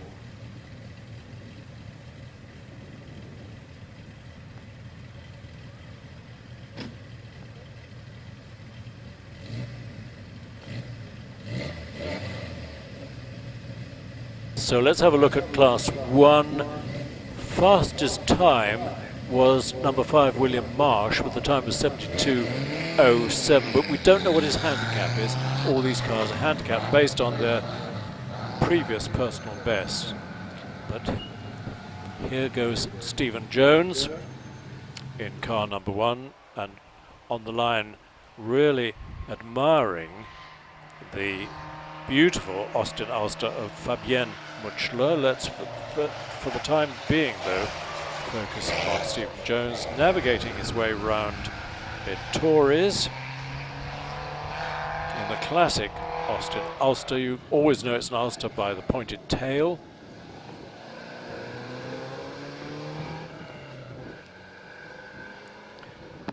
And he was he did 40 round bridge last time and has done it again today. Fabienne takes off. Look at that immaculate Austin. And the Mutschler family are huge enthusiasts for vintage racing and hill climbing in this country. Oh, somebody has dropped something. Does it mean a red flag? Yes, it does. We've got to hold Julia on the line while various things are picked up. And does Fabienne get red flagged? I think she does. Yep. So brake lights on, she turns and will come slowly down to the paddock to have another go. She's been instructed to stop, but I think she's doing the right thing, which is to go on down to the paddock. So she will get waved on. There she goes. And someone kindly will open the side gate and allow Fabienne back into the paddock. So, was it Steve Jones whose car dropped something? He finishes run in 73.47.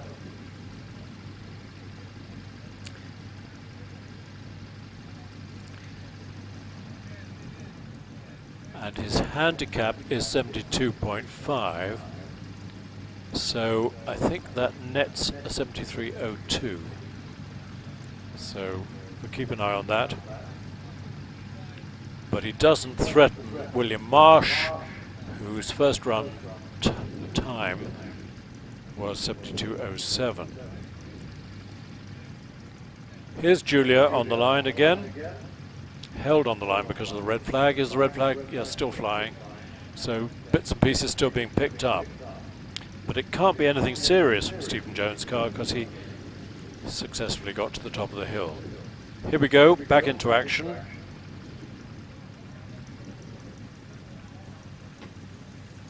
Julia's first run was a 76.5.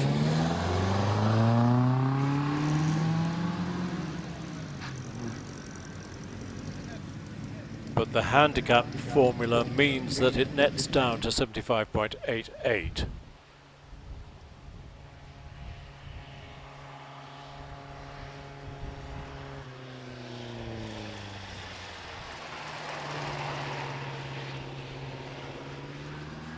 Wide out of Ettores, but avoids the kitty litter on the outside and storms into Pardon.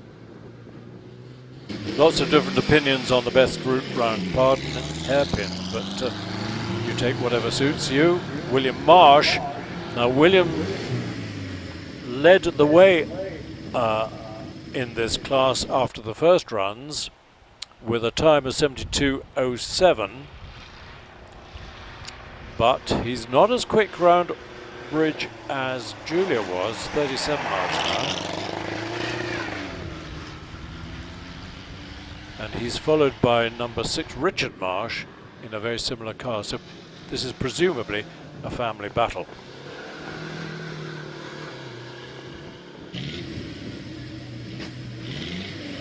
Julia this time 74.76.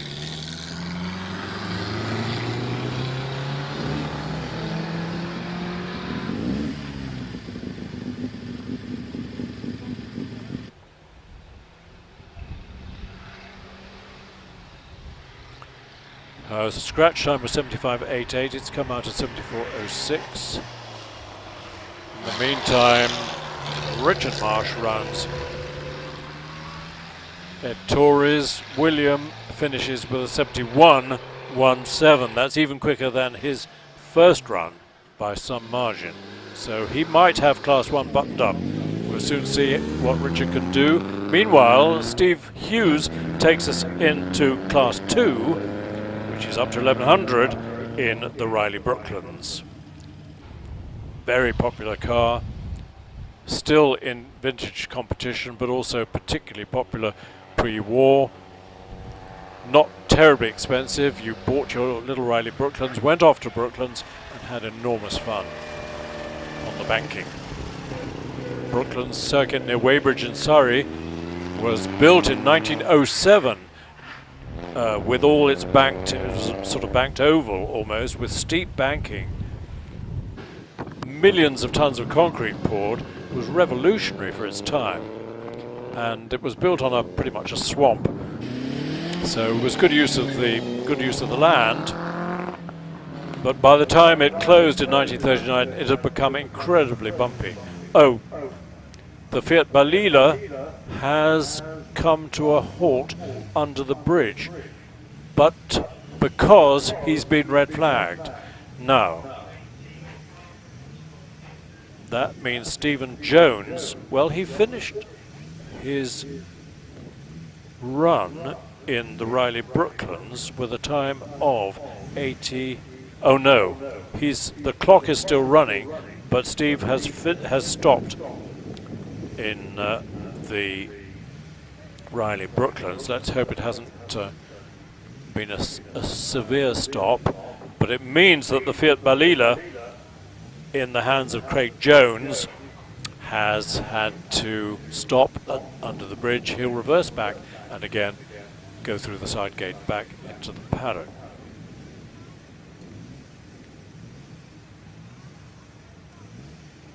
Perfect Prescott. Well, it would be even more perfect, Tim, if we could have spectators, but thank you for all concerned, he says very kindly. Yes, the staff in the office, who are a much smaller team than usual, of course, because of furloughing and so on. Gallivan and Sean, well done, Bugatti Owners Club. Another great broadcast, super coverage and a great commentary. Thanks. Whew. Be still my beating heart. All these compliments. On the line is great coverage. Thank you so much, Bugatti Owners Club, Vintage Sports Car Club.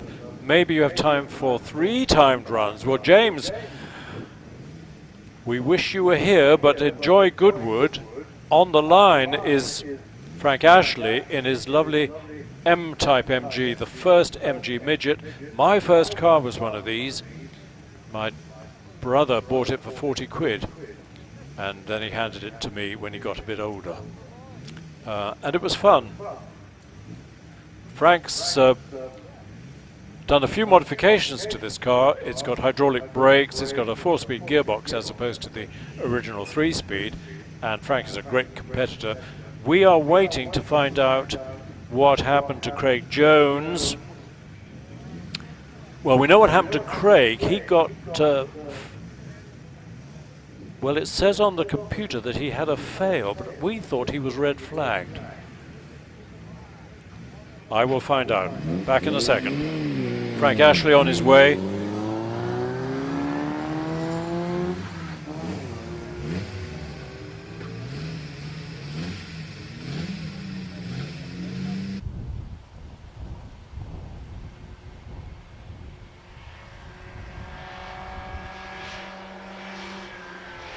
Yeah, poor Craig Jones in the Fiat Balila.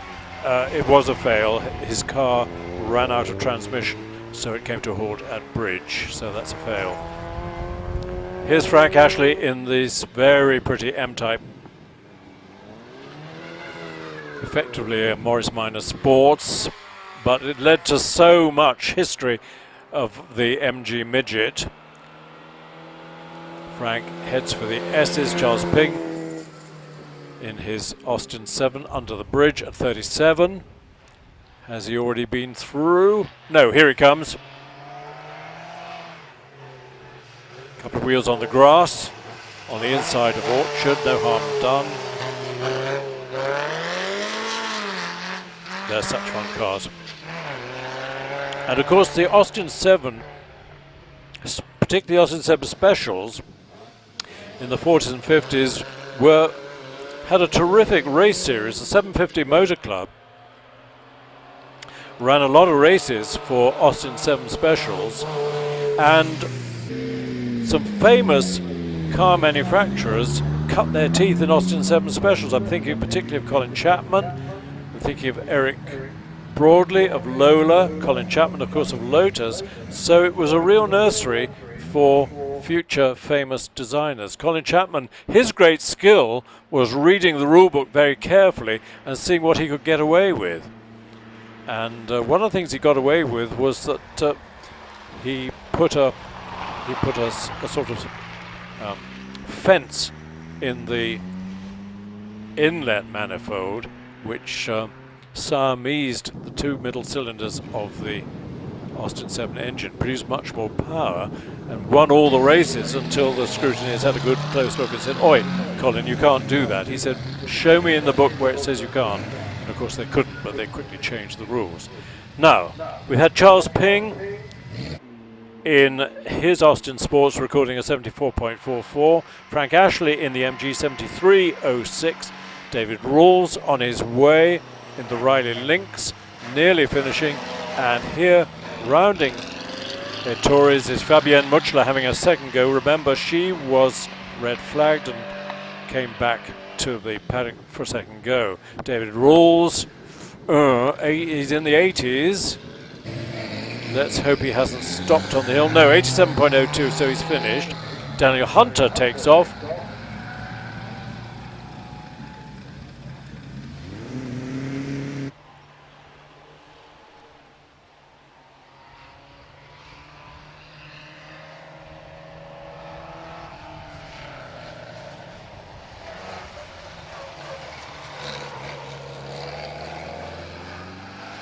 Here's the car that led the way, but now in the hands of Daniel Hunter. Steve Jones did a 87.35 in this car. I think Daniel will be a bit quicker, but in the meantime, 717 is the last car in Class 2 in the hands of, beg his pardon, it's number 17, it's not 717. It's Andrew Baker in the Riley Brooklands. He's on his way, and Scott Hughes is waiting on the start line.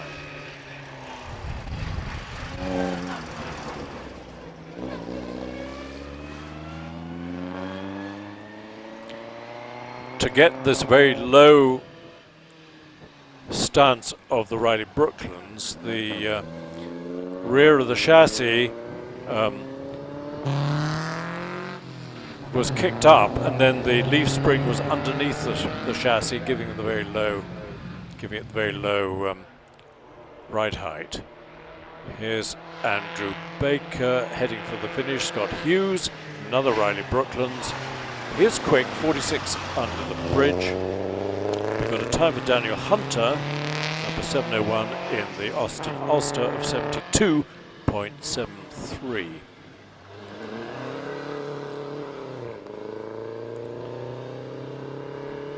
Andrew Baker finishes with a 69.09, and here's Scott Hughes in his Riley Brooklands into the S's, and on the line Stuart Rich in this really interesting chain drive cycle car GN. Very narrow chassis, very light car, but with the 4-cylinder water-cooled Anzani side valve engine.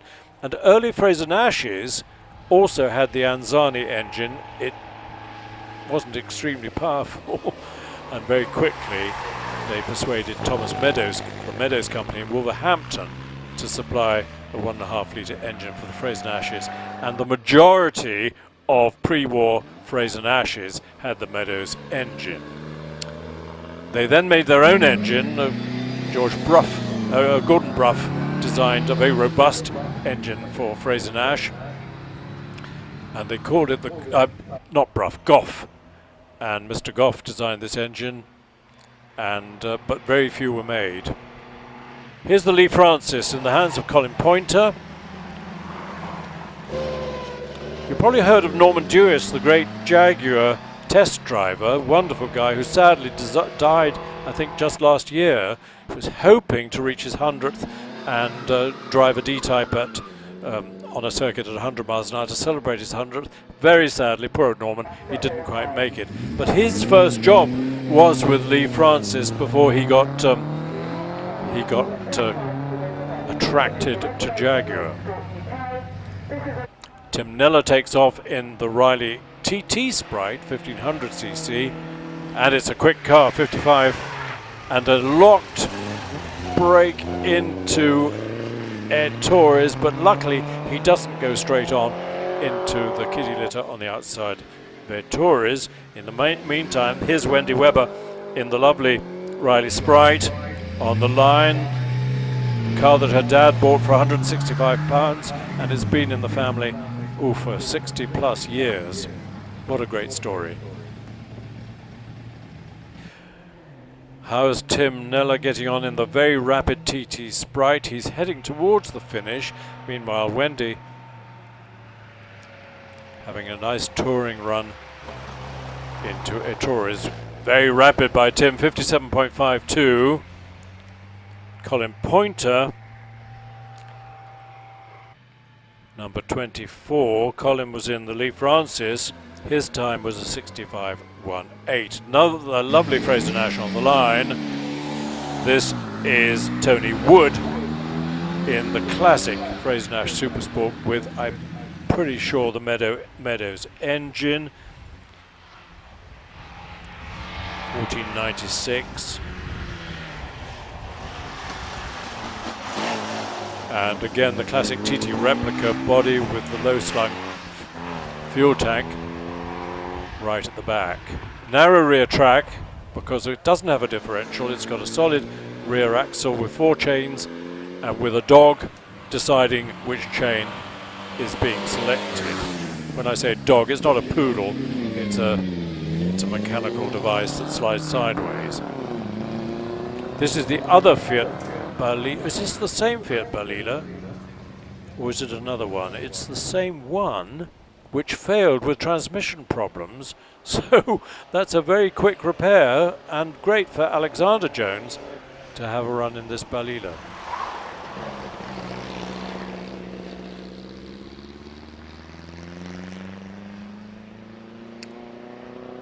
I'm not sure it's the same car, actually. But anyway, it's another Fiat Balila with a fin on the back to keep it straight. Here's Dad, Klaus-Peter Mutschler, in his immaculate Austin 7 Ulster. The Fiat in the S's now, I guess, whereas Klaus-Peter is heading for Orchard. Round he comes, and on the line another lovely Frazer-Nash in the hands of Yushan. Frazer-Nash Super Swartz.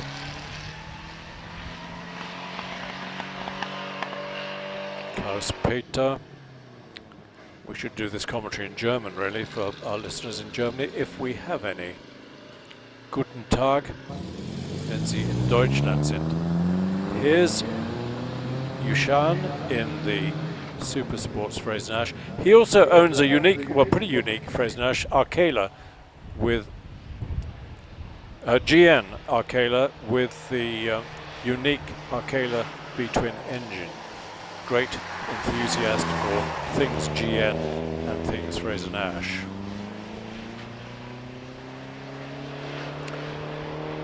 John Fewing's greetings from cold, wet Munich. Guten Tag. Happy to see that the weather at Prescott is cooperating. Have a great afternoon, everyone. Thanks, John. Yeah, that was a close-up of something that's fallen off a car, I think. Yushan has not quite finished.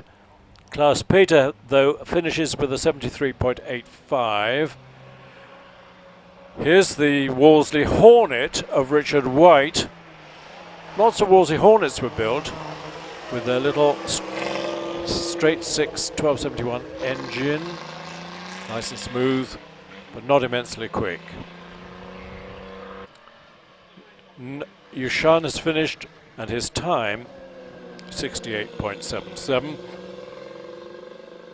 On the line, Ted Elwes, highly experienced hill climber, was competing last weekend in the lovely MGA, the red MGA that he's campaigned for many a long year. But now with the pre-war MGTA, with the 1250cc MGP, I forget the name of the engine. It'll come back in a second. But on the line, Patrick Blakeney Edwards, he's quick. And his car is quick too. Again, a Fraser Nash with the Meadows engine. You might wonder why a 4-cylinder engine has 3 exhaust pipes coming out of the side of the bonnet. Well, of course, the middle two cylinders, the exhaust valves are Siamese, so they go into one pipe. Patrick, another famous car that he races is Owlet, which is the unique Fraser Nash Saloon, which is ludicrously fast. You might have seen it racing at Goodwood. Patrick, 58 miles an hour round Orchard. Will he get this car into the 50s? I wouldn't be the slightest bit surprised. Ted Elwes, MGTA, about to finish. Patrick going really well.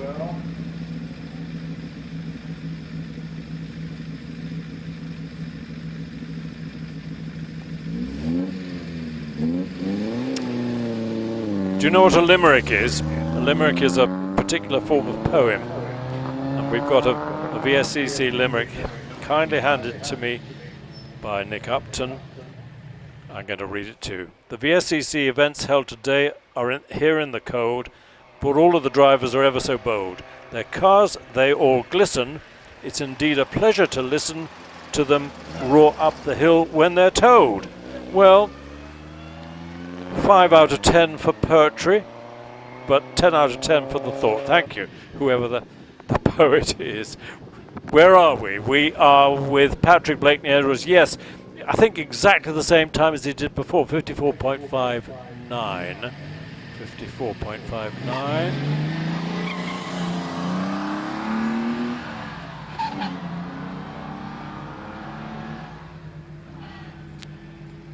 We're running now in, Patrick was in class 5.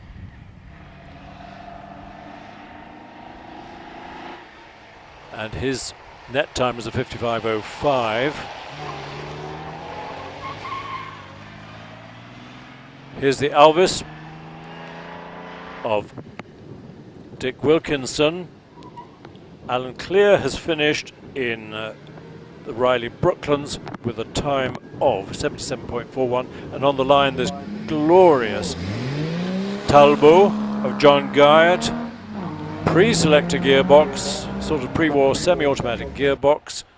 You pre-selected the next gear that you wanted and then kicked the left-hand pedal, which is a sort of clutch pedal, and that clicked in the next gear. Classic French sports racing cars. You could take the lights and the mudguards off and go Grand Prix racing in them, and appropriately pale blue. And John is a great character, huge supporter of the Vintage Sports Car Club, and his great rival Marcus Black in another Talbot Largo, but the T23, both 4-litre cars. I think Marcus is generally the quicker of the two. John, yeah, 61.16 first run, Marcus 57.6. John 60.16 this time. Marcus well on his way. Bit quicker under the bridge, 59 miles an hour. That's quick. That was even quicker than Patrick Blakeney Edwards. And on the line is the lovely 3098 Vauxhall, classic vintage Vauxhall. Marcus, clock is ticking away. He's probably on his way to semicircle now. And it will be a 57.32. Good run by Marcus Black. John Garrett's time, 60.16. And I'm drooling, and you'll see why when you see what's on the line. But in the meantime, Harry College in the 4098, 3098. Yeah, there it is. Isn't that gorgeous? Terry Crabb's Alfa Romeo 6C. Terry also races an ERA, but he's in this lovely 1750 Grand Sport Alfa Romeo 6C with lots of lights on the front and that beautiful Zagato design body, just fabulous. The 3098 Vauxhall is finished in 66.22, and on the line a famous car, the Picard Pictet, with its Sturtevant V8 aircraft engine. Sturtevant was a great manufacturer of both aeroplanes and aircraft engines. I think the aircraft they mostly produced were trainers, and this Sturtevant engine is a big V8, 9-litre, and in recent years the Vintage Sports Car Club the members of the Vintage Sports Car Club have really reignited Edwardian racing, and you'll have seen, I think, maybe the Edwardian race at the Goodwood members meeting, which was a sensation when it was first run about 4 years ago, with the recipe of a big old saloon chassis into which people put a big aircraft engine, usually the Curtiss Ox 5 engine, just like Jeremy has got in the Le Zèbre, and the Whooshbank doesn't take much time, doesn't take a huge amount of money, because World War I aircraft engines are surprisingly still available and not all that expensive, and you've got a great Edwardian racer. Jeff Smith has finished with a 59.83. He'll be very pleased to be in the 50s. Meanwhile, there's Le Zèbre from 1918 with its Curtiss World War I 8.2-litre aircraft engine in the hands of Jeremy Flann, I beg his pardon, is almost there. And on the line, an even older car, the 1917 Hudson Super 6 Racer with its 4.7-litre straight-six engine. It was really the big Hudson touring car that Hudson then narrowed the chassis, took as much weight out as possible, tuned up their big straight-six engine and went racing. And Ian Barnforth, his example is absolutely immaculate. We've got a time for Jeremy Flann in the Le Zèbre of 59.35. He'll be pleased to be under the 60-second mark. We've got a red flag, and I'm not sure why. Maybe because Jeremy's finished okay. Terry Crabb in the Alpha 67.2. Jeff Smith, I think we mentioned in the Picard Pictet, 59.83. Tim, thank you. Tim James, perfect Prescott, wonderful. Thank you to all concerned. Lovely messages coming in. Thanks, everybody.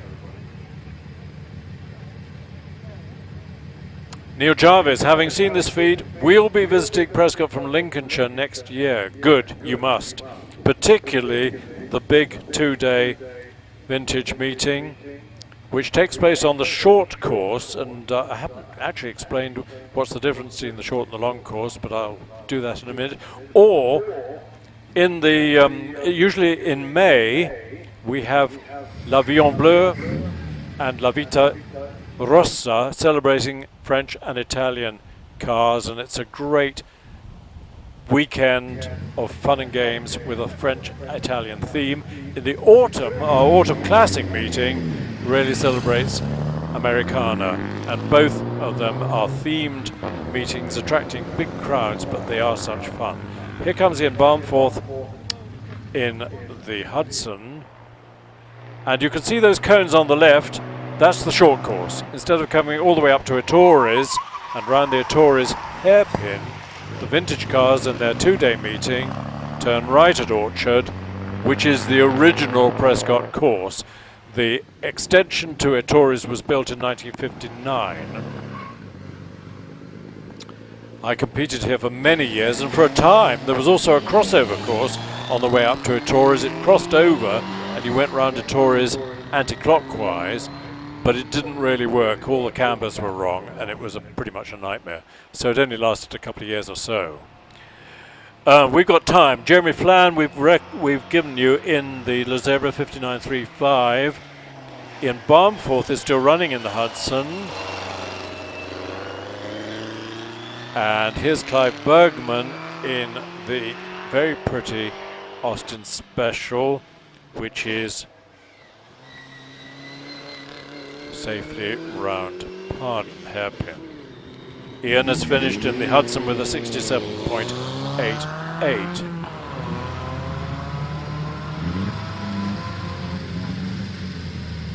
So the 2-day vintage meeting, which takes place in August on a normal year, attracts a massive crowd, and a particularly massive crowd of vintage cars, VSCC members. It's a great social occasion. Lots of people spend the whole weekend chatting to their friends, admiring each other's cars, never even glance at the cars going up the hill. Others take it seriously as a hill climb, but it is a wonderful event if you can come. Here is Matthew Craven. I'm not sure if Matthew is the uncle or the nephew, but Matthew and Ben sharing this car. Graham Beckett is on the line in simplicity. Well, it's about as simple as you can get an Austin 7, very lightweight body. And on the line is the toy we'll have a look at in a minute or two. Matthew Craven has finished with a 65.03. And here comes Graham Beckett with simplicity. You can see why. It's really a minimalist body. It has got a passenger seat, but you have to be very friendly with the driver, I think, and not have too much luggage.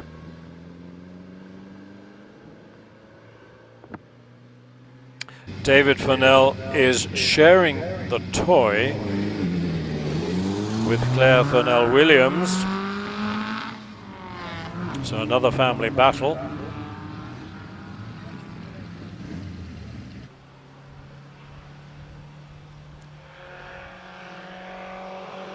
David, first run was a 65.81 net, and Claire was not so quick. But here's David. Graham Beckett in simplicity is finished with a 68.87. On the line is Ian Muir in the replica of the Riley Brooklands, which didn't sound 100% healthy as it took off the line. It sounded on about 3.5 cylinders, but let's see how he gets on. These things keep us a bit warmer. How's the toy getting on? Well, it's toying its way towards the S's, and here round Orchard comes Ian. Have a listen to the Riley Brooklands. It was smoking a bit, but it seems to be going okay. But 42 round Orchard probably isn't as quick as Ian would like to go. The car on the line, the Austin 7 in the hands of Bill Corley, is called the Penetrator, which sounds a bit awkward. Is awkward the right word? No. I'll find a better one in a second or two. But here it is, penetrated. It's already penetrated a Weasel or a Stoat with its radiator.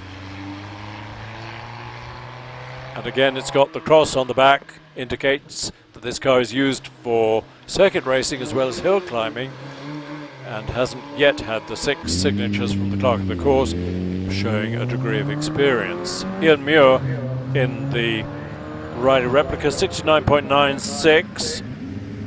The toy is getting on nicely, and Dennis Bingham, here he is in the Riley Falcon special. The Riley Falcon was an elegant saloon car, I think, but this has had the original body chucked away in this very elegant aluminium body fitted. But on the line is Greg Lerigo in the very rapid Riley Special. Massive wheel spin off the line. There's lots of power there.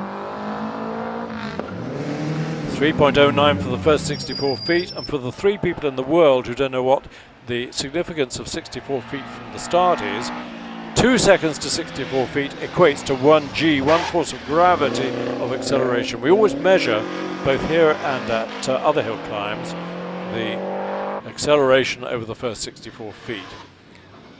And the quickest I think I've ever seen is 1.58, which is massive acceleration.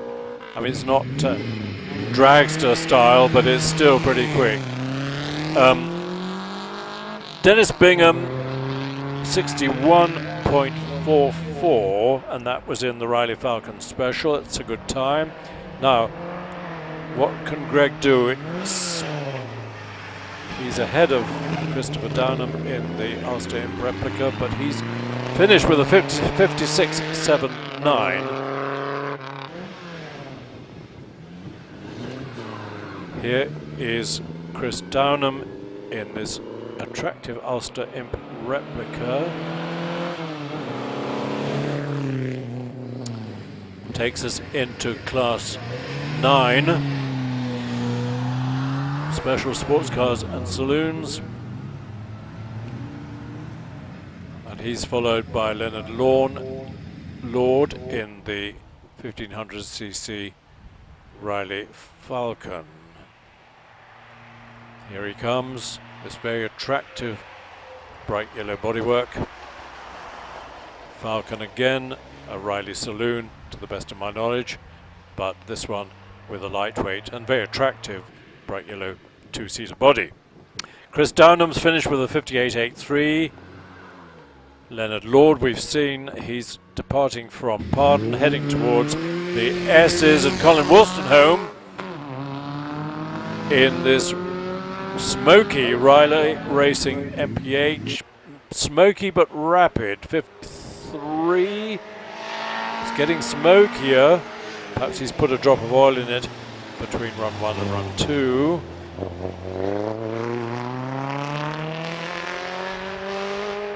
He'll be, as long as it's not putting oil, no, it's all out of the exhaust pipe, it's not spreading onto the rear tyres or onto the track. And Benjamin Craven, sharing the Austin 7, has left the line. Let's keep a track on Leonard Lord in the Riley, 73.66 in the touring yellow Riley. Colin Wolstenholme going well, and as is Ben Craven round Torres in the little Austin 7.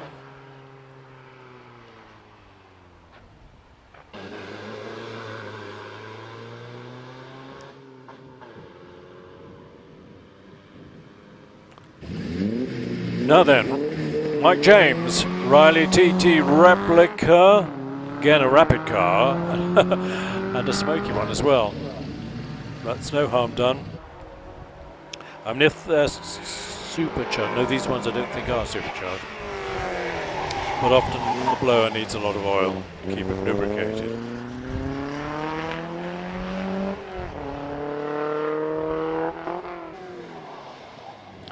We're in Class 8, and Class 8 is for unsupercharged up to 1100, supercharged up to 750. And Tim Stamper takes off, almost ran out of revs off the line, but gathered it all up, and now it's firing well. Mike James, top of the hill. Here's Timothy Stamper in the immaculate Brooklands Riley.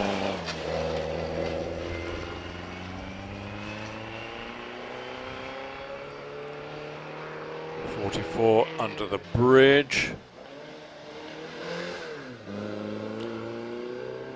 Mike James, wow, that's a quick time, 54.46. And that was Mike James in the Riley TT replica. That was a quick car. Now here's David Saxel in the Riley 12.4 with its special body and the evidence of a great deal, many years of campaigning. But he drives us on the road, drove it up from London this morning. Have a look at the ammunition box above the petrol tank. No one's going to steal your luggage.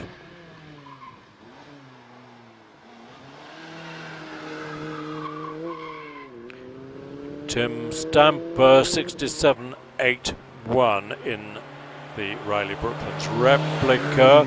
Off the line comes this very pretty single-seater MGPA, supercharged MGPA racing car in the hands of David Saxel.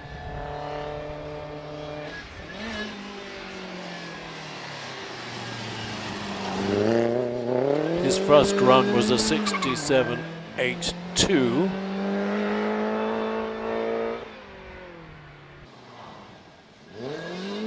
And he's finished with a 66.27.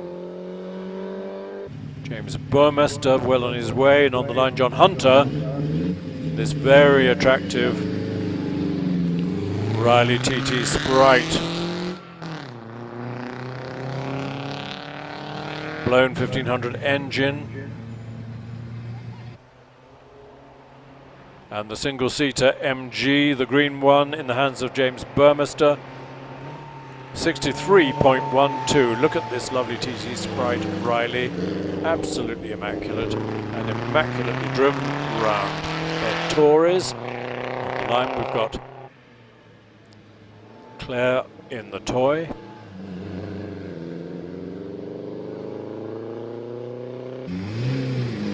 Here she goes.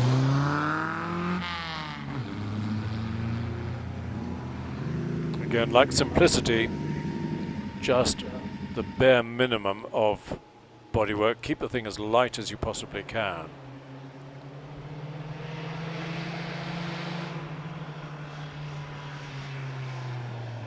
John Hunter nears the finish in that lovely red TT Sprite. Here's Claire in the toy. And on the line, Barbara Lerigo in the Riley, very rapid Riley Special, with which Greg did, I think, a 56. Claire is in the S's. Barbara takes off without the same amount of wheel spin as Greg used to get off the line, but 50 miles an hour around Orchard and into Torres. Let's see. She would love to get into the 50s, I'm sure. What about John Hunter? 68.12, 68.12, and Claire in the toy, 74.41. Steve McAvoy in the lovely supercharged MG F-Type Magna with a supercharged Wolseley 6-cylinder engine, great big Volume X supercharger behind that MG sign down on the in front of the radiator. Very neat installation. And Barbara didn't get in the 50s, she did a 62.28. McAvoy rounds pardon. On the line, Trevor Corner in a very attractive Talbot 105. Not a Talbot, but this is the English Talbot 105. And the Talbot 105 with its 3-litre straight-six engine was a deceptive. It was always quiet and smooth, but much quicker than you would imagine. And there was a famous team of racing Talbots, all in the same colour, and you see them racing at Goodwood and mixing with the fastest cars, and they don't look as if they ought to be as fast as they are, but they are, if you see what I mean. Steve McAvoy, 64.51. Trevor Corner, appropriate round pardon corner. Simon Skelding in this lovely AC 1680 Special on his way quickly onto the bridge. This is the famous 2-litre AC engine AC cars, of course, in the 60s produced the AC Ace, which morphed in the States into the famous Cobra. And you've probably seen the Le Mans 66 film all about Ken Miles, where Ken Miles did a great deal of development on the Cobra, as well as the Ford GT40 that won Le Mans.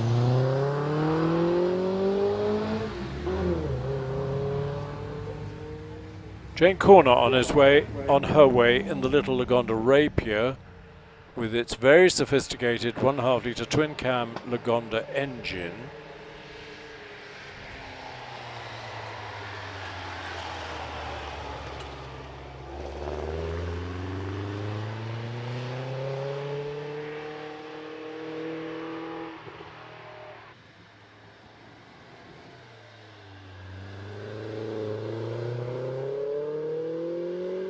Usually in period, the Lagonda Rapier was often burdened by a very heavy saloon or four-seater touring car bodywork, which rather killed the performance, because with only 1.5 litres it wasn't immensely powerful.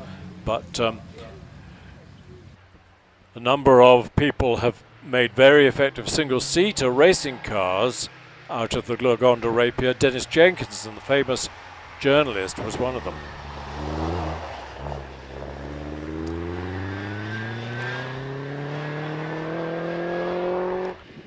So Roy Newton in the extended MGJ2 chassis with the 6-cylinder Riley engine in the front, again beautifully prepared on his way, and Robert Ellis takes off in the AC powered Fraser Nash Super Sports. Jane Corner's time 72.07. Jane Corner in the Rapier. Classic Fraser Nash, pre-war Fraser Nash. And later in the 30s, Fraser Nash negotiated the distribution rights for BMW, and they imported BMW cars and called them Fraser Nash BMWs, and had great success with the 328. And then post-war, the Fraser Nash Le Mans Replica, Mille Miglia, Targa Florio were all based on the pre-war BMW 328 design, and they were built in partnership with Bristol Cars, who used a similar pre-war BMW design to inspire the original Bristol 400, Bristol 401. We've got a time for Roy Newton of 63.14. Roy was in the MG Riley Special, the red one. We've got a time for Robert Ellis in the Fraser Nash Super Sports with the AC engine of 64.61. Roy Newton's time 63.14. Jack Bond well on his way in the Alvis Silver Eagle Sports.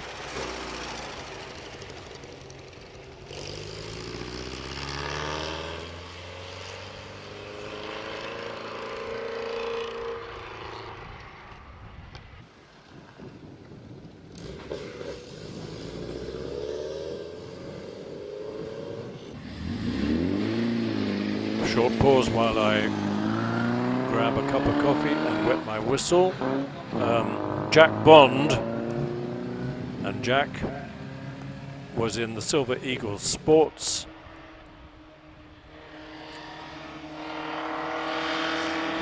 .34. Ian Smith nearing the finish, and here's William Irving in the Alvis 1250 Special.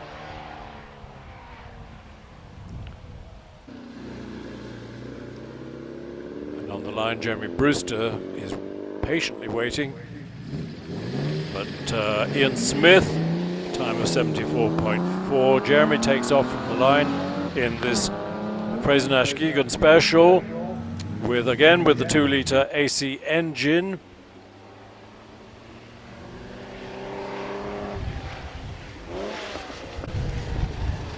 They were such fun cars. Although the chains did tend to spit a bit of oil around, so if you take your girlfriend to a party in her best dress, she wasn't too pleased to have some spots of oil on that lovely dress. William Irving. William in the Alvis 1250 with a big supercharger. His time 67.94. Jeremy Brewster well on his way. Tom Lovett in a classic Fraser-Nash Super Sports, but this one with the BMW 328 engine. Bristol made the same engine, but they made it better than BMW because they had the advantage of all the advanced metallurgy developed during the war. And the Bristol 2-litre engine powered all sorts of cars, racing cars, sports cars, Fraser-Nash, Cooper, Lister, Tajiro, AC, of course. It was a fabulous engine.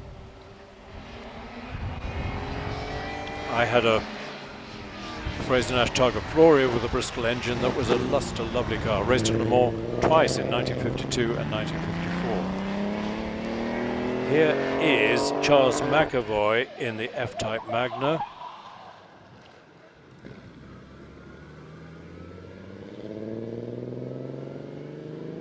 Tom Lovett in the Fraser-Nash 64.93. Jeremy Brewster did a good time, 57.94 in the Geargun Fraser-Nash Special. Trevor Hurst has taken off the line in the Alvis Firefly Special.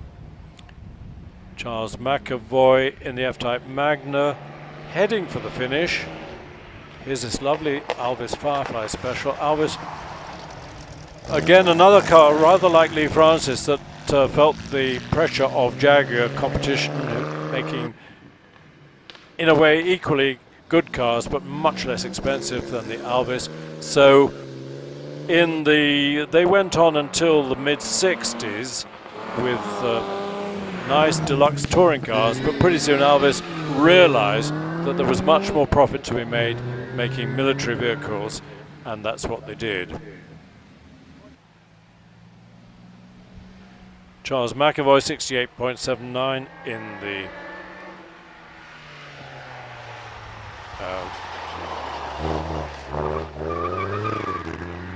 the F-Type Magna.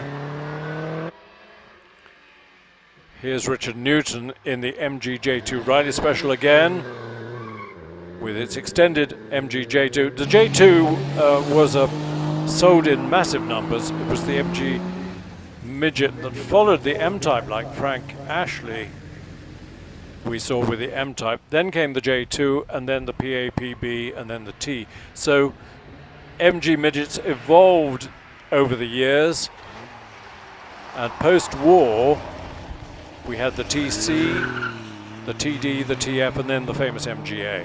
Here's the Bentley, 4¼ litre Bentley, but with a nice lightweight body. Might have started life as a four-seater touring car. I think it still is. It isn't as a special body, but lots of people took the early saloon cars, which did tend to rust a bit, chucked the body away, and made a lovely Bentley 4¼ or 3½ litre special.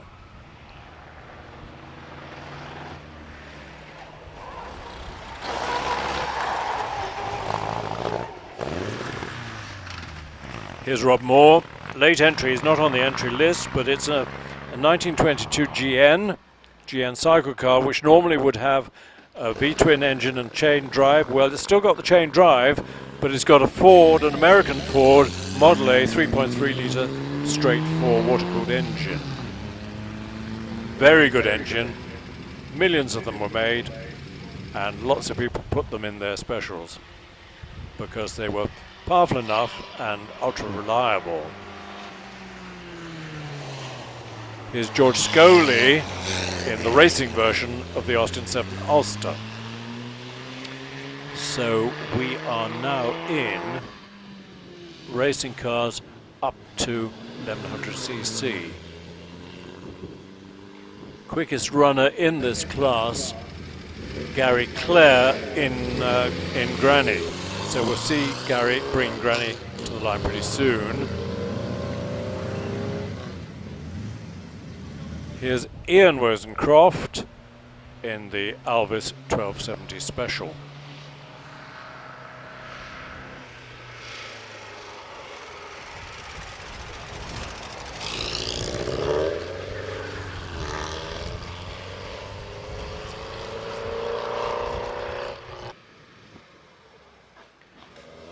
George Scully's time, and George was in the Little Austin 7 Ulster, the racing Ulster, 66 seconds exactly.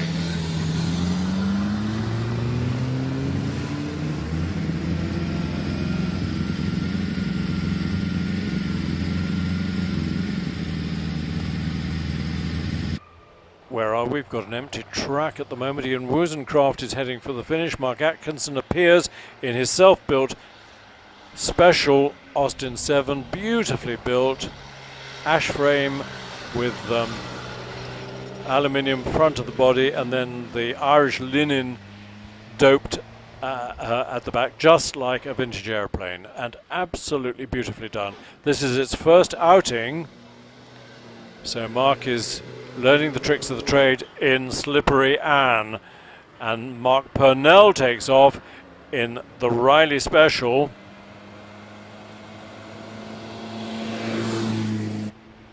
Which is a rapid car. Here it is, rapidly round Orchard. Big blower on the front, supercharger. Nice modernish wheels and tyres, so plenty of grip round Ettores and Pardon. And Ian Wozencroft has finished with a time of 65.84.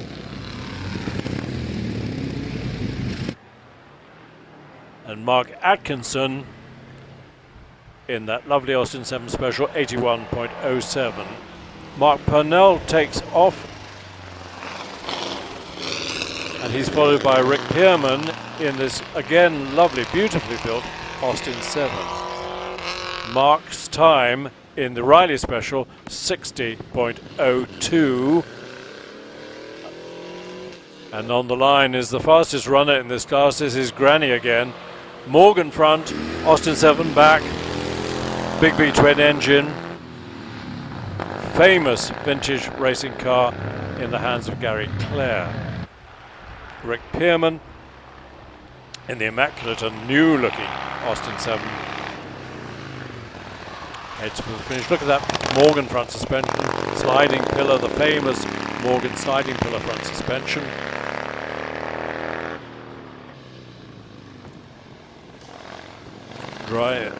Gary driving his Granny around Pardon Hairpin.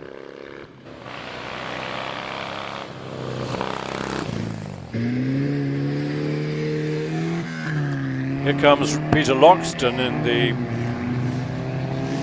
result of a night of romance between a Fiat and an Austin 7. It's a Fiat. It's an Austin chassis with a 1020cc Fiat engine. Quite a nice mixture.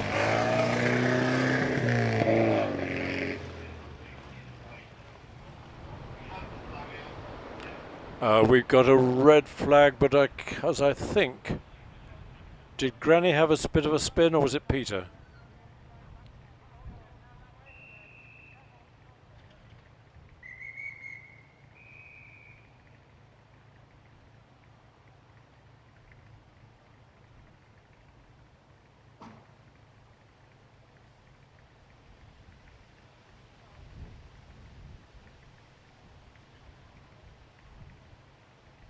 When somebody told Gary Clare to take Granny for a spin, well, he did. And the result was a time of 74.71. He did a neat little spin and then continued, but the result is that we've got a red flag, which means that Peter Loxton, as you can see, got red flagged between Ettores and Pardon and has been instructed by the marshals to make his way back down to the paddock. No harm done, as far as I know, to Gary or Granny.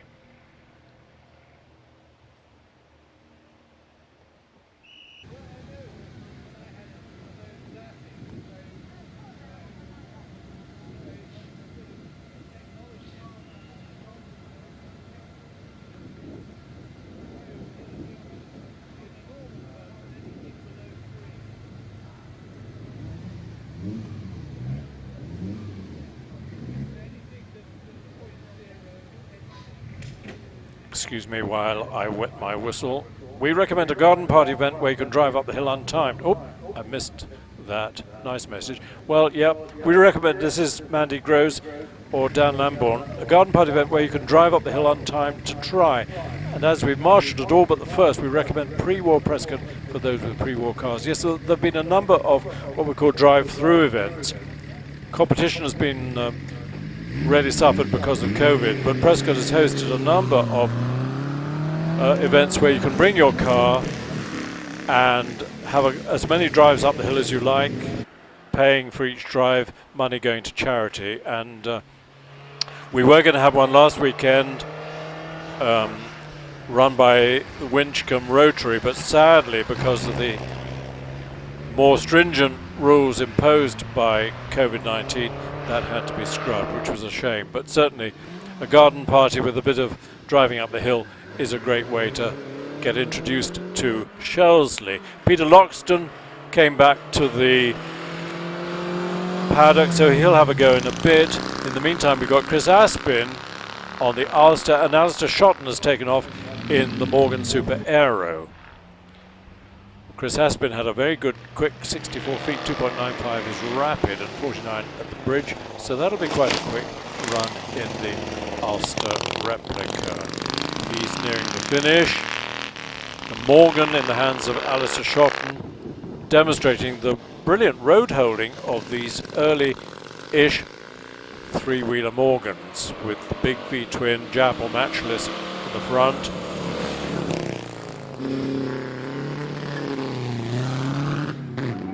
When there's a three-wheeler class here, the cars either have a passenger on board or ballast. They can opt for a ballast or a passenger. And the passenger has a very energetic job to do, leaning out one way or the other to keep the thing on the road. Here's Andrew Craven in this very pretty MG Riley special race car.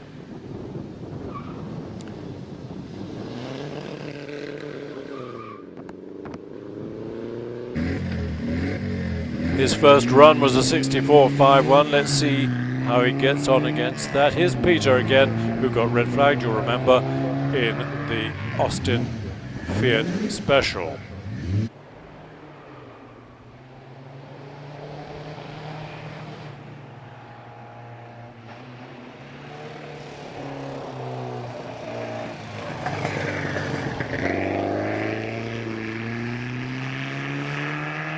Nice low slung little Austin Fiat. Andrew Craven 63.93.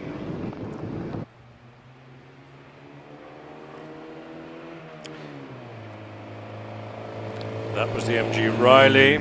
Alistair Shotton in the Morgan. Good time, 58.52. Here goes Michael James in the Riley 12.4 Special. And coming to the line, Ian Baxter, we'll see in a second, in the Alta, the pre-war Formula 2 Alta 2-litre. Geoffrey Taylor produced a lot of Alta engines, and indeed the Connaught, the B-type Connaught, that with which Tony Brooks won the 1955 Syracuse Grand Prix to be the first British car to win a post-war Grand Prix, that had an Alta 2-litre engine. So Ian in the single seat Alta, each one was different, each one Geoffrey Taylor was trying something new. Have a look, you can just see the two twin rear springs, no shock absorbers. This, can he get it into the 40s? What did he do on his first run? He did a 51.05. Wouldn't he love to be in the 40s? He's followed by Ian Cheney in the Siemens Special, which is effectively a Fraser-Nash Super Sports turned into a single-seater by the Siemens brothers. Pre-war, well-known special. Yeah, Ian Baxter has done a 49.94. Excellent. Well done, Ian. He'll be thrilled to have got the Alta into the 40s. Semi-special well on his way. Richard Archbell takes off in Rabel Row, built by Mr. Olibar, Nigel Olibar, pre-war, well-known special based on a GN chassis with the 2-litre AC engine. Immaculate car, understeers a bit, quick snatches, moves the dog across for another chain. Richard going fine. Meanwhile, Beau Williams making the lovely Bugatti straight 8 engine noise, described as tearing calico, but nobody nowadays knows what calico is. And Beau races this car, hill climbs it, great competitor, lovely guy. He lost a bit of time on his first run. I think he went wide at Pardon and scattered some gravel on the track. But this time, no dramas at all. Now, can Beau get the Bugatti into the low 50s? Edmund Burgess takes off in the Type 51 that lost half its exhaust pipe, maybe just a silencer off the back after his first run, but everything's been put back together again. Beau in the blue one, 2.84, 64 feet is good. But his overall time, 58.31. What can Ed Burgess do in the Type 51? About another 30 or so horsepower over the Type 35, thanks to the twin cam cylinder head of the Type 51. The anoraks among us can recognize a Type 51, particularly by the twin petrol fillet caps behind the driver. Ben Fiddler on his way in the 1.5 litre B-type ERA, constructed by Tony Merrick out of genuine ERA parts. The tail of the car, you can see, came from the famous ERA Romulus when Bera decided to modify it. Ed Burgess 54.25 in the Type 51. Ben Fiddler well on his way. Here he goes into the S's, round Roach corner, and on the line the famous ERA R4D with its huge supercharger between the driver's legs, which concentrates the mind a bit, in the hands of Nick Topless. I've got a copy of Motorsport magazine from 1950 where Ron Flockhart offers this car for sale for 1,700 quid, which was a lot of money in those days. You could buy a nice-ish house for that. But R4D, the works ERA, driven by Raymond Mays, Ken Wharton, Ron Flockhart, won the Hill Climb Championship in the hands of Raymond Mays after the war. Famous car. And wouldn't Nick like to get the record back? The record stands to James Baxter, 48.7. Here is Julian Grimwade in another famous car, Norris Special, Fraser Nash chassis, 3.5 litre Alvis engine, massive race history in the hands of all sorts of people. Guy Smith probably more than anybody else, but Julian's had it for quite a while and has had massive success in it. 58 miles an hour round Orchard. Can he get the car into the 40s? Let's watch the time for Julian. No, it's in the 50s. 53.1. And here is Tom Richardson in the well-known Gypsy GN with a Tiger Moth engine, effectively the de Havilland Gypsy aircraft engine, straight 6.1 litres. De Havilland made hundreds of these engines. They powered all the Moths and indeed the Chipmunk. We'll keep an eye on Tom's time, but in the meantime Alex Simpson takes off in the big Alvis Goodwin Special with its 4.4 litre Alvis engine. Lots of history, lots of power, lots of speed. Tom with the Gypsy engine, 58.75. Alex Simpson into Pardon, 2.91 for the first 64 feet, which is respectable, and 60 miles an hour under the bridge. Mid-50s, I guess. Robert Beck takes off in this fascinating Austin 7 Special, only completed relatively recently with its French back V-twin engine, 1 litre per cylinder. It's a V-twin, so it's 2 litres, and it's an engine developed for motorcycles, behind which the French used to pedal their bikes furiously. Robert had to work out a way of putting an Austin 7 gearbox and a clutch into this interesting device. Julian Grimwade 53.1, Tom Richardson 58.75, Alex Simpson in the Alvis Goodwin Special 54.02. So for that big car to get within a second or so of Julian in the Alvis, in the Norris Special, was going really well. Here's Robert Beck. Where is he? Is he into the S's? We'll find him shortly. He's finished with a 66.94.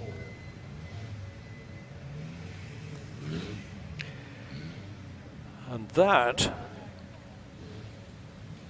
means that we're going to get some third runs, which is really good news. It's only 15:40, so it's usually when you compete at Prescott you only get 2 competition runs. You get 2 practice runs, 2 competition runs, but because it's a relatively small entry,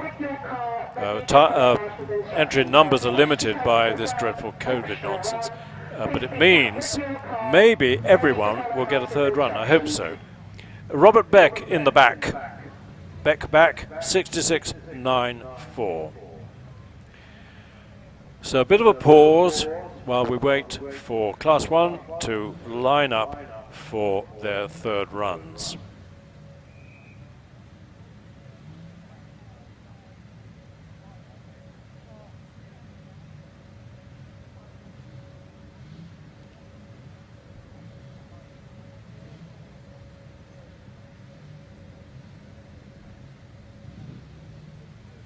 James.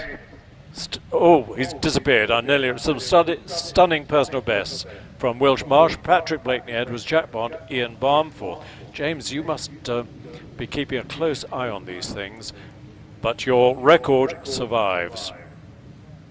What's happening is that anybody, great camera work and commentary, thank you Peter. What's happening now is that anybody who wants to take a third run may do so. They will be timed, but they won't count towards any award. So this is a fun run for anybody who wants a third bit of fun. And I can see a number of our Class 1 runners already lining up, ready to have a go. So we'll see, probably get an hour's worth or so of hill climbing to continue. Thanks for your lovely messages.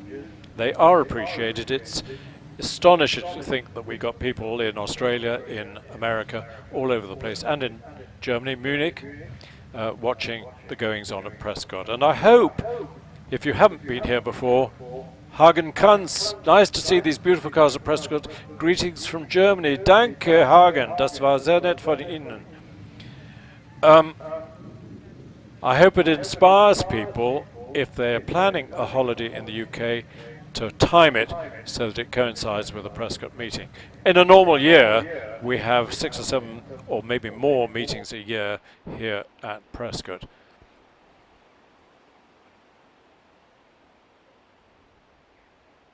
And those of us who live in this sort of part of England are very lucky, because we got 3 famous hill climbs, not exactly on our doorstep, but not far away. We've got here Prescott near Cheltenham.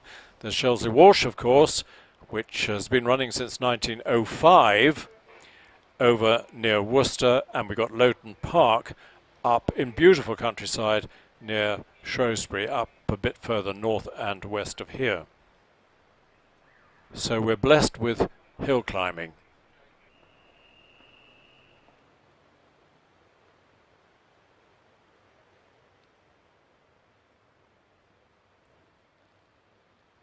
You might have heard in the background every now and then the whistle of a steam train. That's because we've got a steam railway running past Prescott, and it's a line that runs from Broadway to Cheltenham Racecourse and back again. Great GWR, the Great Western Railway, with lots of steam engines. They're They're based at Toddington, just up the road. And so if you're keen on steam and keen on hill climbing, this is the perfect place to base yourself for a nice, fun engineering weekend. Our clerk of the course checks that everything's okay on the hill, comes back down the hill in this nice new-ish BMW.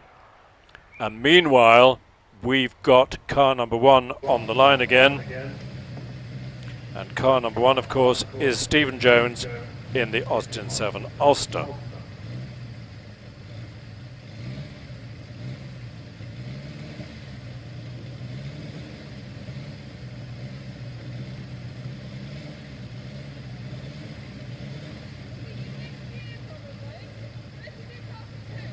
And Stephen Jones, his times have been in the lowish 70s. 73.02 was the best he's done against a handicap of 72.5. So I think, although it's fun, people would be taking this run very seriously. Here he goes. Classic Austin 7 Ulster. Some of them are the original body, some have been made into Ulsters from old Austin 7 saloons. But Steve, third run, and he's been under the bridge at exactly 40 miles an hour each time. Talk about consistency.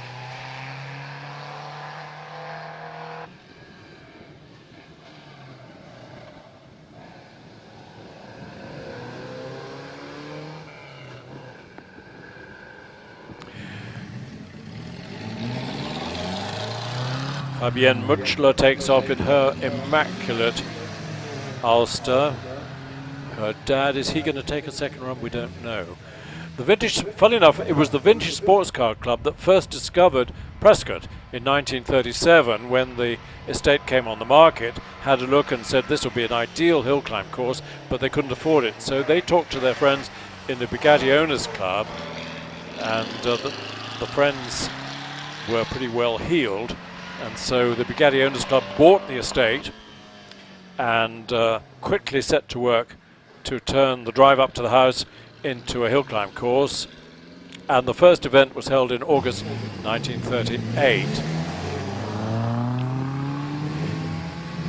And as Nick said right at the start of the meeting, there was a meeting planned for late September 1939, which sadly had to be scrubbed. But Prescott was back in action, I think in 1947, as soon as possible after World War II. So only 2 world wars and COVID-19 have called a halt to hill climbing here at the famous Prescott Hill Climb.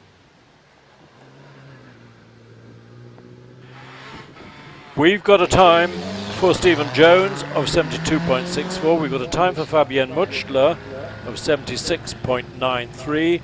And Julia Wolstenholme has just taken off the line. No, she's well on her way. She's heading for the finish. Charles Ping, again, 36 through Orchard. Here he is into Torres. Julia, what was her first run? 75. So she's heading for the finish. Charles Ping. Why haven't I got a time for him? His first run. I'll see if I can find it.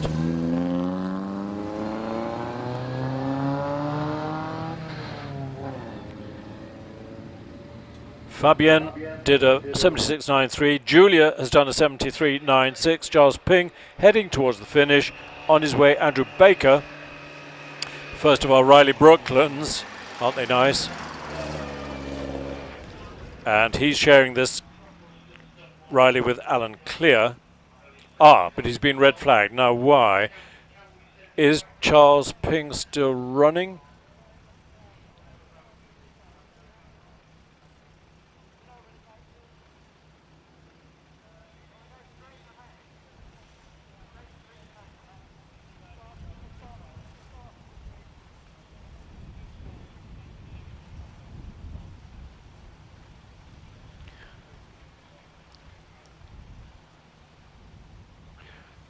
I think poor Charles Ping has had a mechanical problem up near the S's, and I believe he's staggering the car up to the finish, but that's why we've got a red flag, which means that Andrew Baker, as you can see on the screen, has been stopped just before pardon. He'll soon get permission to take the car down to the paddock.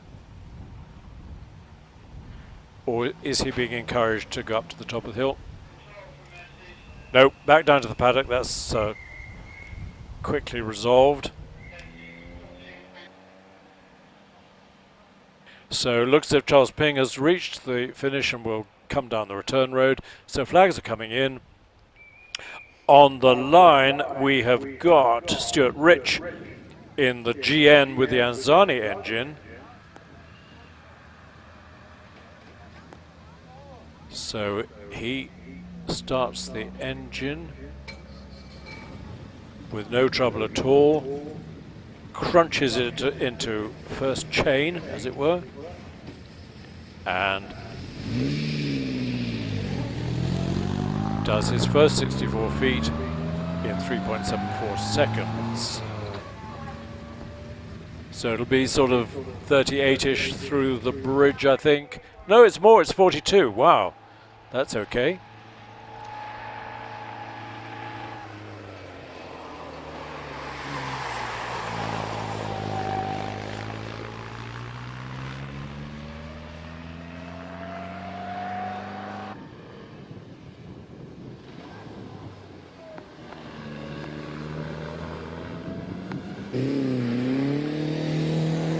Leaving the line, Tim Neller in the TT Sprite.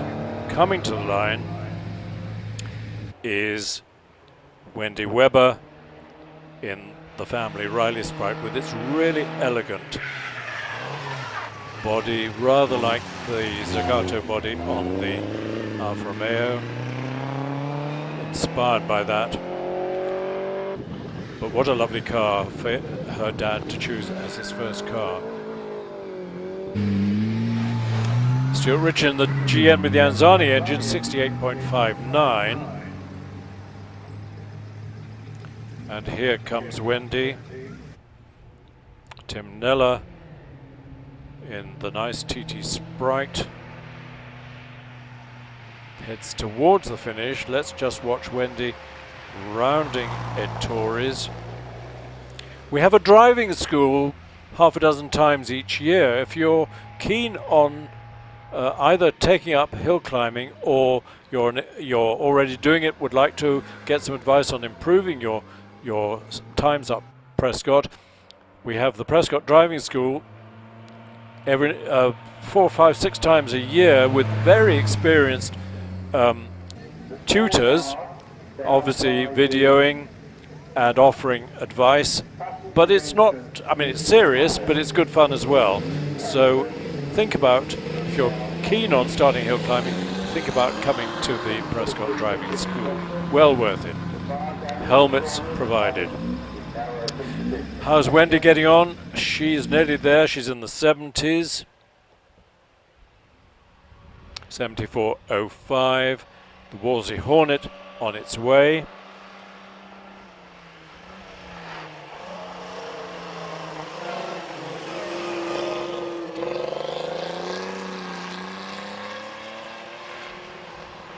Wendy's first run, well, her first run was 77 something, her second run 78.9, now 74.05, so a huge improvement. As we watch Richard White in the Wolsey Hornet. Wolsey were renowned for their tiny, well, they're relatively tiny 6-cylinder engines.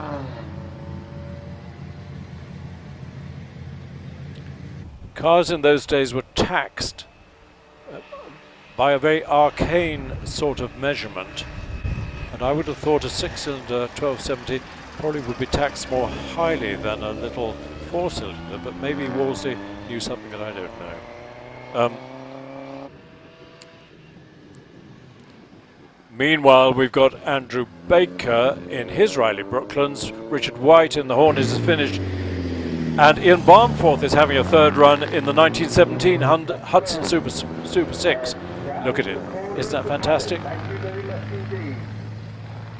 I don't think this is one of the original Hudson races. I think Ian told me at Goodwood that this has been constructed more recently from the big Hudson saloon, but is absolutely perfect replica of the Hudson racers that raced during World War I at Indy, when the Indianapolis race in 1917 was reduced because of the First World War from 500 miles to 300 miles.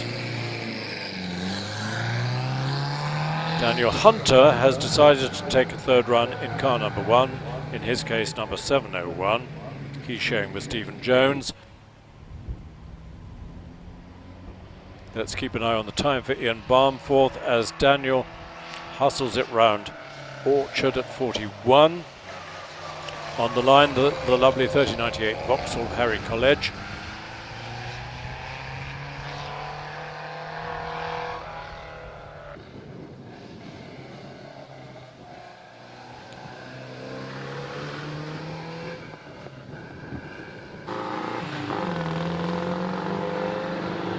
There goes the 3098 Vauxhall, making those lovely, it's a 4-cylinder car, like the 4.5 litre Bentley, but it was more like the 3 litre Bentley, because of course the 3098 was a 3 litre car, slightly lighter. The early ones, early 3098s, only had brakes on the back wheels, not front wheel braking, and some people say they were the nicest ones to drive until you needed to stop in a hurry. Because without front brakes, the steering was much lighter and more accurate. Klaus-Peter Mutschler sharing the car with Fabienne, this immaculate little Ulster. Good that they're having a third run. I believe they probably will be driving back to Germany this evening.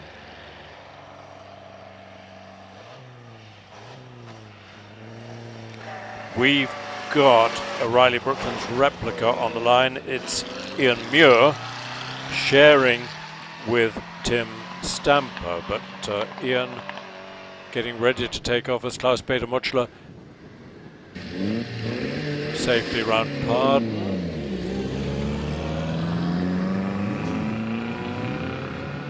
Ian Muir spreading a bit of a smokescreen in the Riley Brooklands, as a car that I admire greatly comes to the line. It's the Riley 12.4 Special of Michael James with its beautiful riveted aluminium body, looking absolutely brand new. Could be that it's the car's first, I think it's the car's first competitive outing. Here comes Ian Muir round Pardon. Klaus-Peter has finished in 79.1. What did Fabienne do?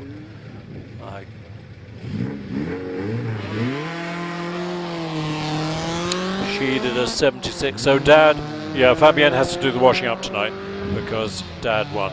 Dad won the family battle.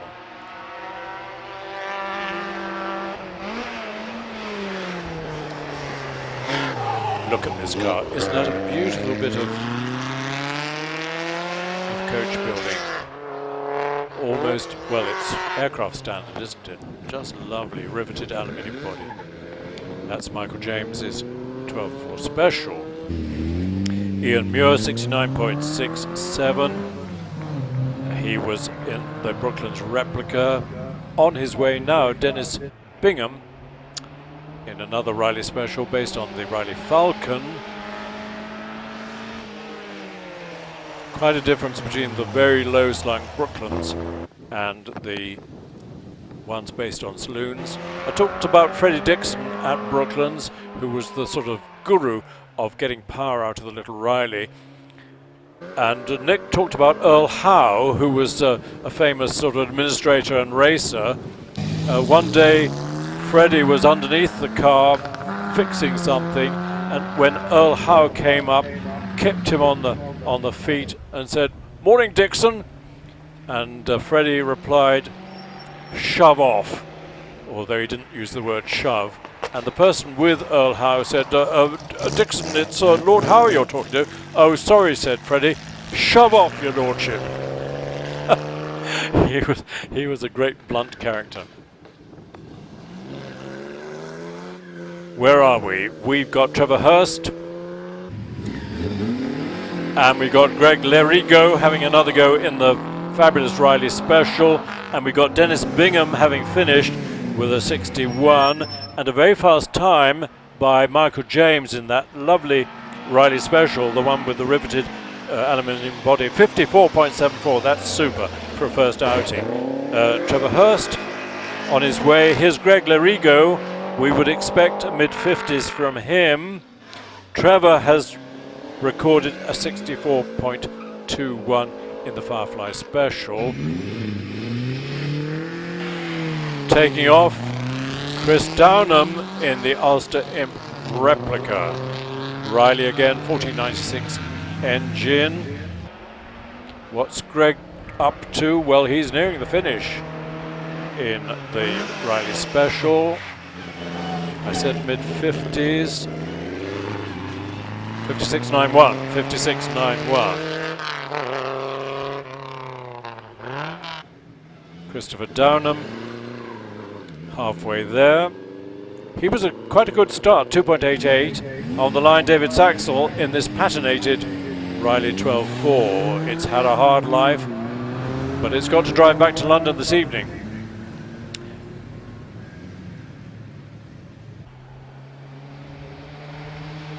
But it's one of the matters of pride among vintage racers that, particularly in sports cars, of course, that they actually do drive their car to the meeting, compete and drive home again.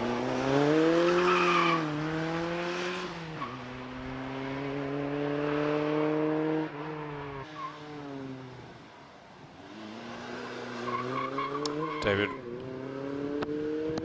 on his way. Chris Downham records a 59.48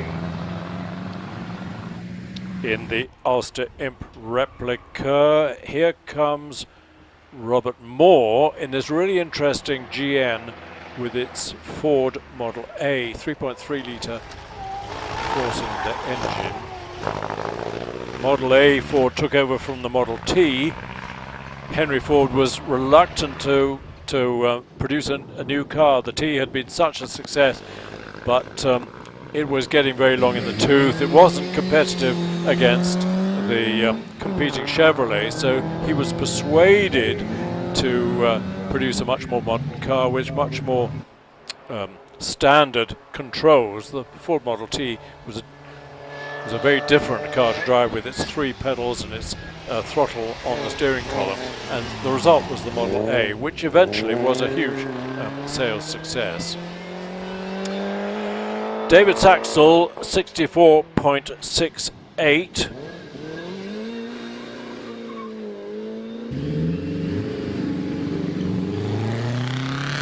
In the Riley 12.4. On his way, the single-seater green MG race car in the hands of James Burmester.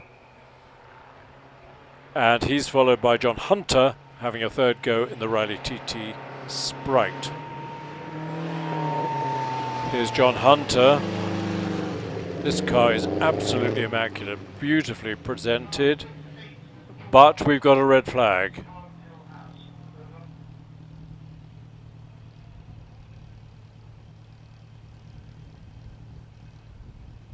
Something has happened with the MG.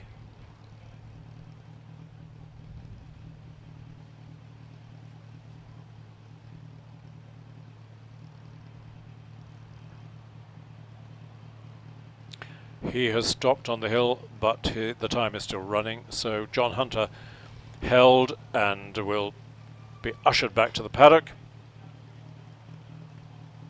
Held on the line, Alan Clear in his Riley Brooklands.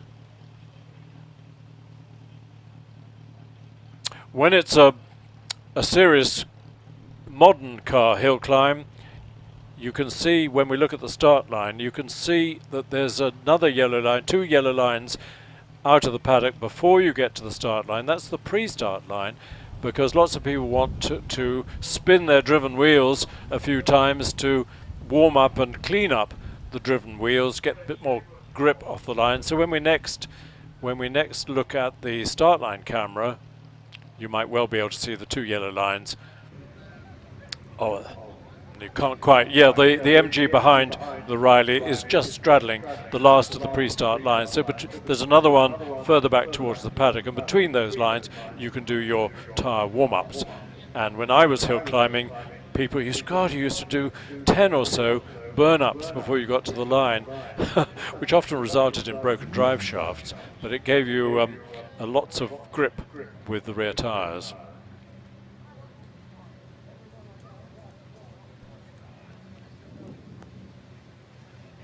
So John Hunter will be ushered back to the paddock.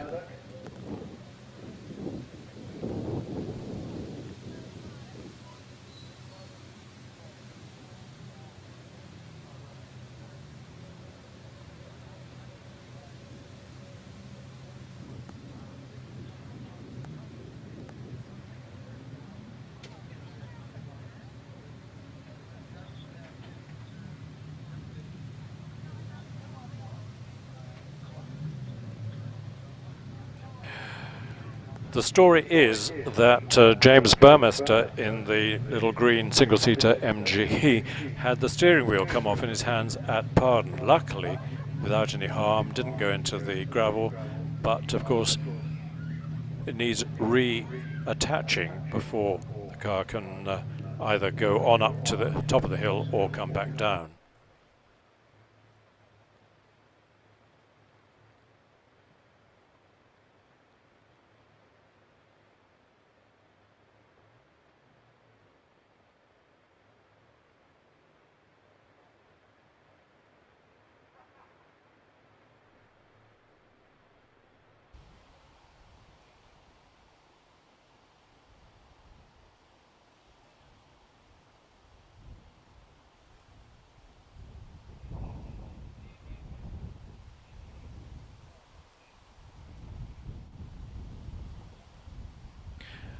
And I'm afraid that John's car is going to have to be hoisted onto a trailer to get it back, so it'll be a bit of a delay.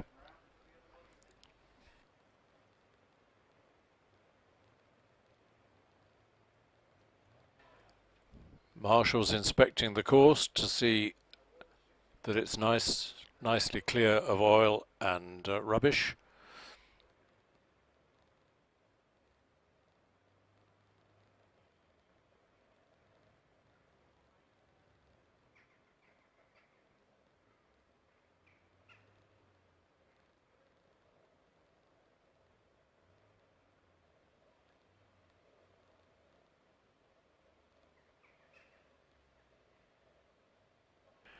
So somewhere up there, John Hunter, I'm not sure if he's come back into the paddock. Yep, he's safely back into the paddock, so he'll join the queue, back of the queue to have another go. We've still got a number of cars lining up to take a third run. It's only UK time 16:08, so plenty of time.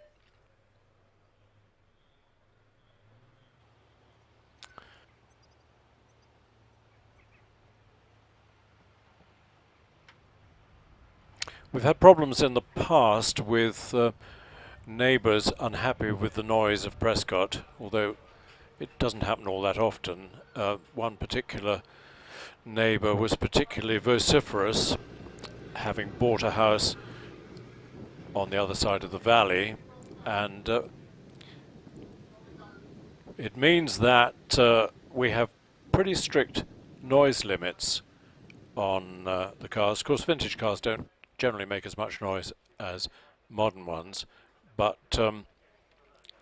most people actually, when I started hill climbing seriously, we didn't run silencers, and actually it was a pretty painful business because big V8s made a lot of noise.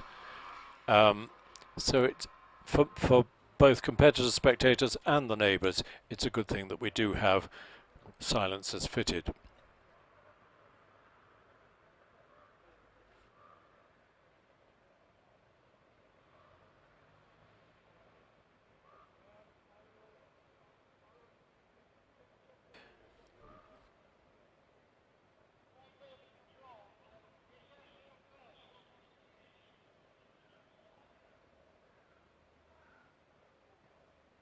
one of our long-time competitors in a very early race car, Mark Walker, he used to run his car with open pipes on the road, and then of course when he was competing he had to put a silencer on, but as soon as he'd finished competing he took the silencer off and drove back home.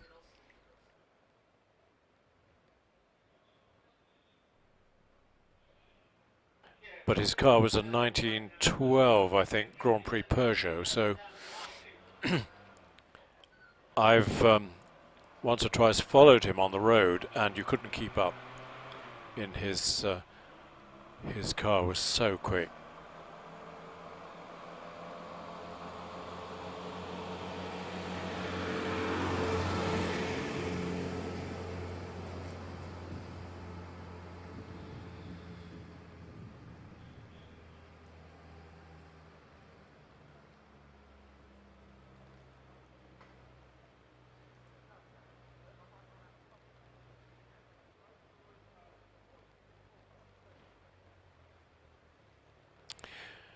Let's have a look at some championship hill climbing. Modern hill climb, top class hill climb cars have an astounding level of performance. Their acceleration, probably up to 100, is quicker than a current Formula One car. There's been a revolution in the last few years of bike engine, little lightweight bike engine cars, but some of them now, although they're small and light and tiny, they're fitted well. The record holder, his little Gould 59 is powered by a 4-litre Judd ex-Formula One engine. So we're going to have a look at one of our championship meetings from early in 2019, which was the 90th anniversary of the Bugatti Owners Club. But here is an example of modern hill climbing.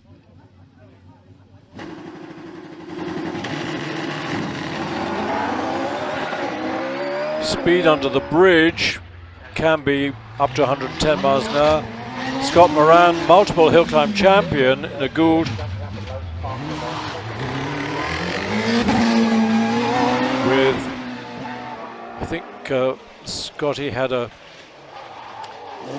McLaren V8 in the back, unturbocharged version of the XD McLaren engine that raced at Indianapolis. Then, as well as the passing seaters, we have classes for, as you see, for Ford Fiestas, Porsche 911s.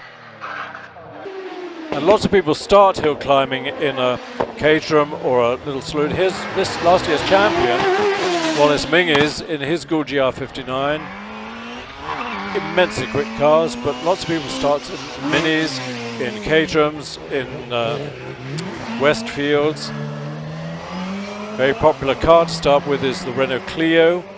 So Sport. that was a bit of a tricky qualifying. This is Scott for you Moran. there. Scott, but you ended up getting the win. How does that feel? Oh, it was great, yeah. I was nearly in the gravel trap at Tories in the qualifying, and it was just one of those come off the brakes and hope it turns, and thankfully it did. But yeah, it was good. I was glad to have the win. A bit gutted for Trev, he ended up in the bank at Pardon, but hopefully he'll get it all sorted this afternoon. But I was sat on the start line and qualified a little bit quicker than Robert in the 1 litre Raptor, and saw his time come up on the board. I thought, better pull my finger out. Can't have a scooter engine winning this. So, yeah, it was a good run off, really close by all of us. So yeah, it's good fun. So you're back in the big beast, and this has been the most successful hill climb car of all time. This Gould. How does it compare with the new bunch of cars coming through? Oh, I think it's obviously, it's still capable at the moment of winning. How long that lasts for is going to, only time will tell on that. But it's really good to have, 4 or 5 different constructors and lots of different cars and, and driver combinations. So, but yeah, I think, it's still got a couple of years in it, hopefully. But otherwise we'll have to hang it on the wall or something. Yeah. One of the top hill climbers was timed at a hill climb down in Wiltshire. 0 to 152 miles an hour in 5.7 seconds. 0 to 152 in 5.7 seconds. That is massive acceleration. This is into the S's, round the S's, and then this left-hander is called roped. road corner and up to the semicircle, which we haven't seen on the screen today. We haven't got cameras up there, but round the semicircle and then 75 yards or so to the finish.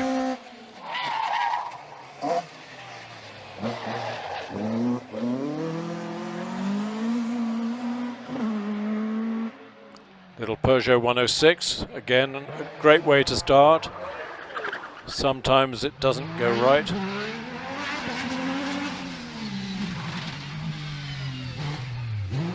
Good GR55. I think that one's got a V6 Cosworth engine.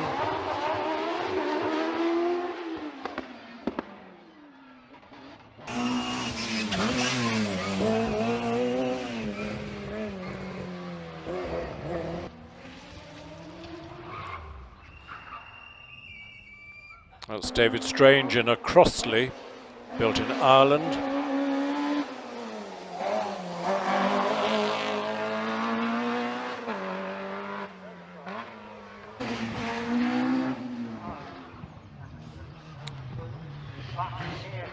Trevor Willis in OMS, powered by a 2.8 litre V8. He's multiple hill climb champion, so brilliant driver. You're out in the new car, it's still in development, it's one of the new breed of cars. You've driven quite a lot of different hill climb cars. How does this compare with your others? This one's, yeah, they're all absolutely different and individual in their own ways. Totally different again. This one a new learning curve from the 55 next door, which is a fantastic car and really well developed, to jump into this one. Really a clean sheet of paper and learn with it, and this is now the third year, but yeah, we're still kind of developing heavily. We've done more testing this year than we've done before, which has helped on a mechanical basis. Aero platform of it's now really stable, and we're quite happy where we've got to with that. You obviously always want more, but it's a balance and a compromise. The telemetry side of it helps a lot. The kind of technologies in the car's running laser ride height gauges, one in the front, two in the rear, potentiometers on all the corners so you can see what the dampers are doing, and loads string gauges in all the push rods so we can see what load we're putting through each corner, and that tied into the pitot tube in the front for windy days to give us aeros. So somebody far more intelligent than I can look at it and tell you what it's doing. So there's no hiding from the laptop, it never lies. But it makes it slightly easier. If you're getting a feeling from the car, more often than not, the data and the amount of data we've now got available confirms that, or on odd occasions it completely denies it and the driver's talking rubbish. Wallace being his champion last year, brilliant driver. It's one of the characteristics, contrasts between British hill climbing and European hill climbing. Our hill climbs are relatively short. Shelsley is 1,000 yards, Prescott 1,300 yards, so they're pretty short, whereas in Europe a lot of the hill climbs are 7, 8, 9, 10 kilometers long up an alpine pass, and each has its merits. It's great fun, a European hill climb. On the other hand, for spectators, the advantage of our short hill climbs is that you can see the whole thing from bottom to top, and whereas if you watch a European hill climb, you're seeing cars whizzing by every minute or so, but you don't really see the start and the finish. You could never see the start and the finish in one go. We're back in action. The poor old MG, the green one, has been hoisted onto the trailer and carried away, but luckily not damaged. It's just lost its steering wheel. So Alan Clear sharing the Riley Brooklands with Andrew Baker on his way with a rather smoky 3.52 off the line.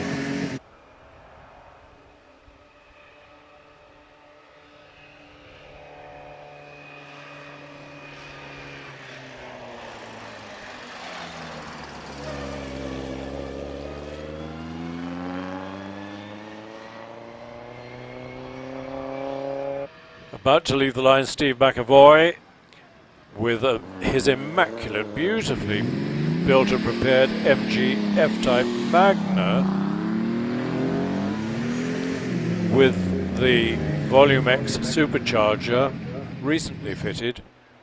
and a beautiful,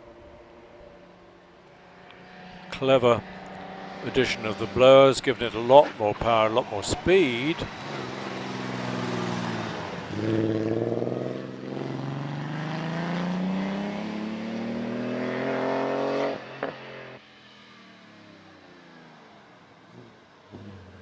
Safely around Ettores and Pardon. On the line we've got Jack Bond in a very much modified Alvis Silver Eagle. The Silver Eagle was a luxurious touring car made by Alvis in Coventry, but now Jack Bond's has got a much lighter body, 2.3 litre engine. Alvis built cars of very high quality, so they ended up being pretty expensive, rather like Nagonda and Bristol and luxury cars in the 40s and 50s, really into and hopefully out of the gravel at Pardon. Luckily, I don't think any gravel on the track, but nevertheless he's come to a halt, so there will be a red flag out, I think, for John Hunter in the TT Sprite. Maybe Jack will be encouraged to continue up the hill. No, red flags are out. That means John Hunter will be brought to a halt on his way into Ettores and quickly come back to the paddock, I guess. 40s and 50s, really into and hopefully out of Jack Bond's car has had a bit of an excursion, but unlike what often happens is that a lot of gravel is brought onto the track, which of course is unfair on following competitors, so there's a lot of sweeping to be done, but he's allowed to continue. John Hunter will be turned round and come back to the paddock, and pretty soon we'll be back in action, and we will be back in action with, I think, Ian Smith on the Alvis 1270 Special, which is waiting. Yep. Oh, right. John Hunter's been encouraged to go all the way up to the top of the hill and back down the return road, unless he takes the crossover course back to the paddock. We will see what the marshals tell him to do. Yep, back to the paddock. That's okay. So not a lot of time delay.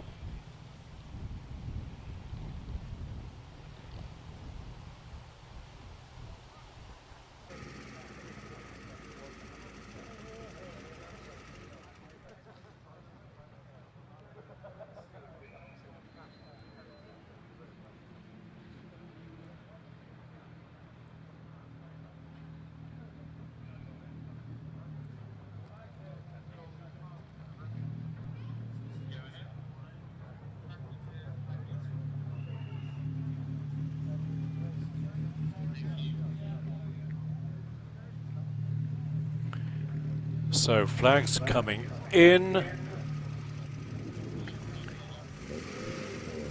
and Ian will bring, as he does, the 1270 Alvis Special up to the line.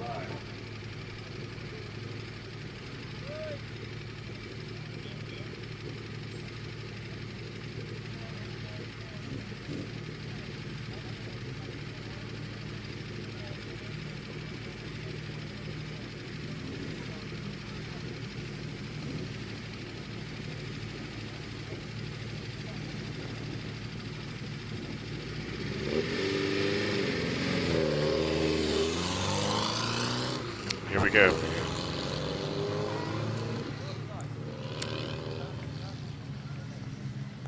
And he's followed to the line by Jeremy Brewster in the Fraser-Nash-Geoghegan Special, which we'll see pretty shortly.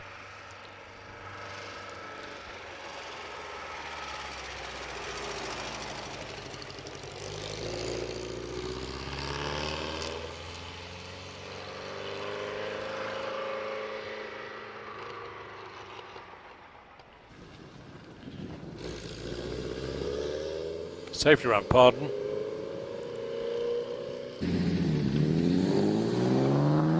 Here comes Jeremy.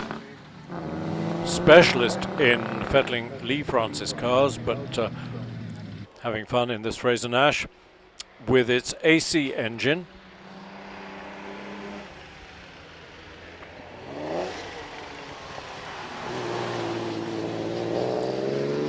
I think very few, maybe only one Fraser Nash was fitted with an AC engine before World War II, but after the war, a number, well, when the Meadows engine got tired, it was easier to fit an AC than to find another Meadows engine. Mark Atkinson in this beautifully home-built Austin 7 Special called Slippery Ann.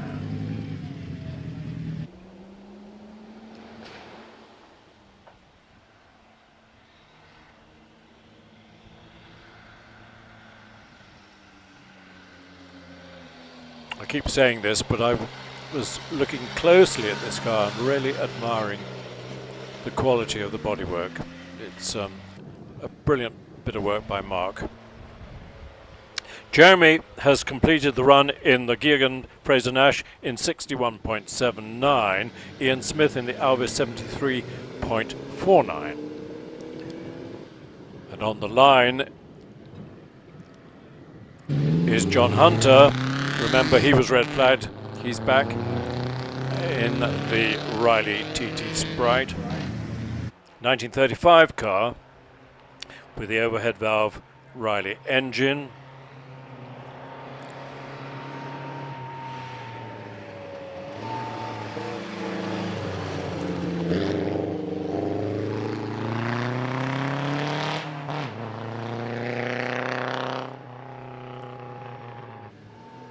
And he's followed by an equally immaculate and equally red car, the F-Type Magna supercharged of Steve McAvoy.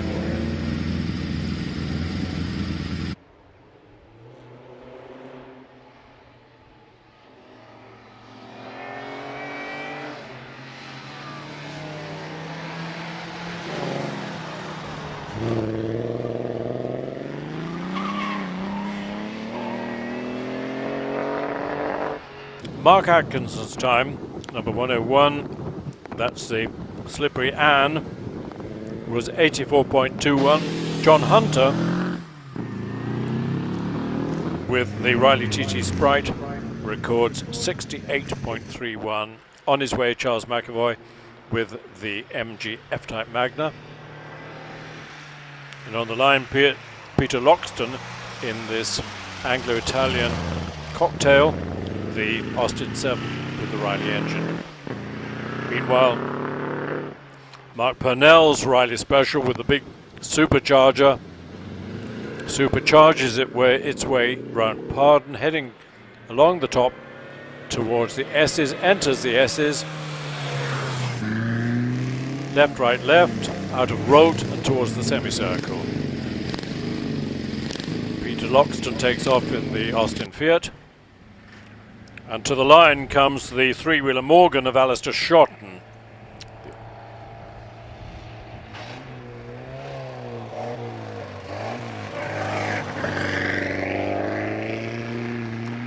We have got a time for Mark Purnell in the Riley Special, 63.57.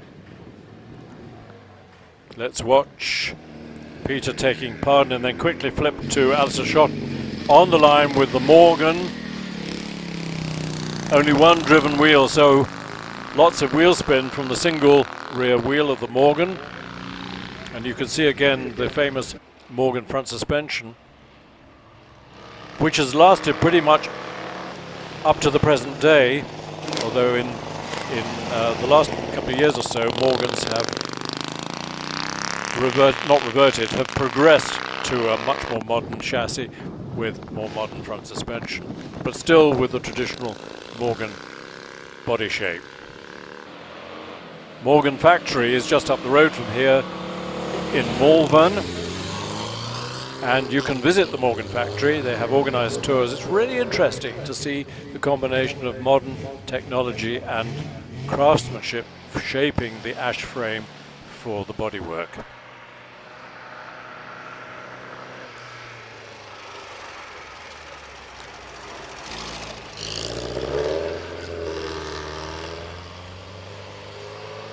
Here's Ian Wozencroft. Alvis 1270 Special. Has the Morgan finished? It has in 59.42. Great to be under 60 seconds in the Morgan. On the line, the Simmons Special. The Simmons Special. Ian Chain.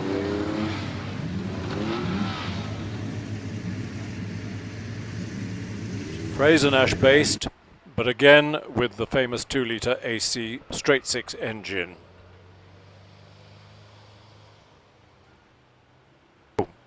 Something has gone wrong with the Simmons Special. Has he been red flagged, or has he got a problem? I fear he's got a problem, and we'll go backwards, back down to the paddock, which means that Richard Archbell on Rabble Row will be held on the start line, although a red flag hasn't come out yet, but it will be any second now. Yep, on the start line the red flag is out. Now, will Richard switch the engine off or keep it running?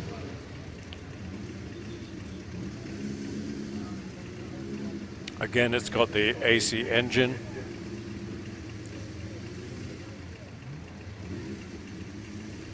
Bad luck on Ian Chain with the Simmons Special. Is he going to come backwards all the way, or has he turned it round? I think he's... No, he's reversing, coasting backwards, and will be pushed into the paddock. I hope it's not serious. Maybe a chain has let go. He needs a push.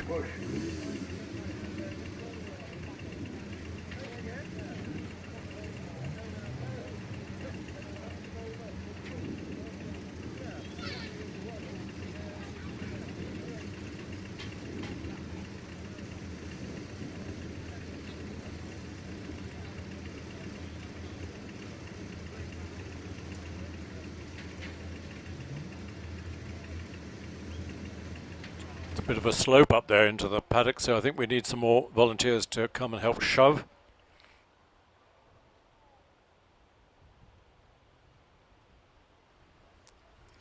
I think Richard has left the AC engine running with the car on the line. It hasn't shown any signs of overheating yet, so he's pretty relaxed, and he knows that very soon he'll be back in action because he's seen the car being pushed back into the paddock. So very soon the red flags will be back in and Rabble Row will be on its way. Time for Ian Wozencroft.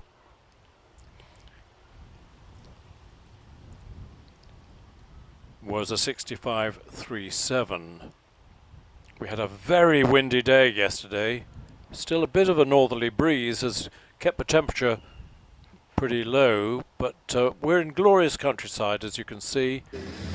Cotswold Hills, Rabble Row, very shortly on its way.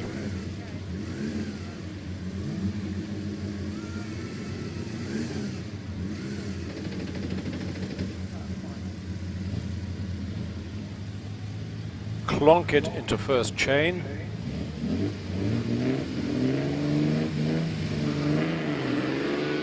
Nice 6-cylinder roar from the AC engine and a good start. 2.77 is quick for Richard.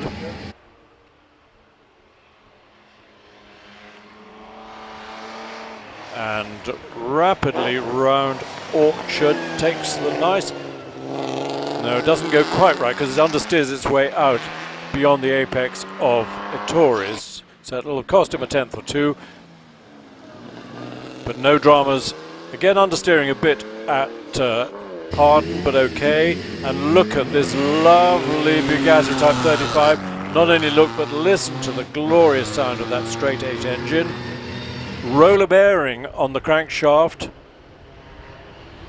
Crankshaft is in a number of pieces and put together with cotter pins.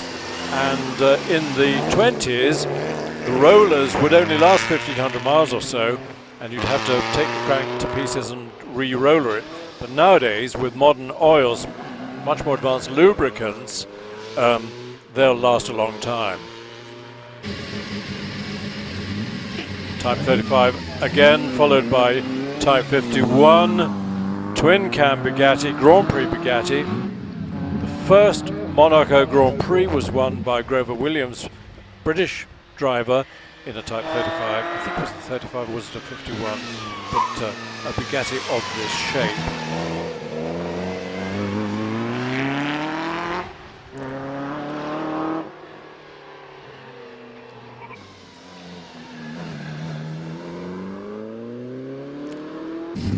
They're making a replica Type 35s in Argentina, but the Bugatti Owners Club are not very thrilled by them. They look nice, they look right, but they're not exactly right. Here's the Goodwin Special. Big, long wheelbase. Alvis Special in the hands of Alex Simpson. We've got a time for Beau Williams of 57.61. Edmund Burgess is quicker in the Type 51, 54.78. Alex Simpson well in his way on the Goodwin Special. He was in the 54s last time, I think. And Robert Beck leaves the start line in this fascinating Austin 7 with its back engine, Moteur Français. V-twin, big V-twin, motorbike engine. Alex, wow, that's a good time in the Goodwin, 53.09. He'll be pleased with that. That's really good. Robert is, I think we might have one more runner, because I can see Tom Richardson with the Gypsy GN has come out of the paddock, but I have a feeling he's not going to get a run. Meantime, Robert Beck has finished. No, he hasn't quite. 66.39. Who has fastest time of day? Is it Nick Topless in R4D?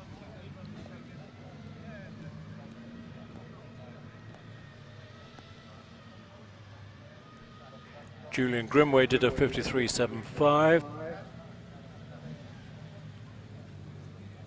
Nick Topless 50.74, I think stands as our fastest time of day. There we are on the screen.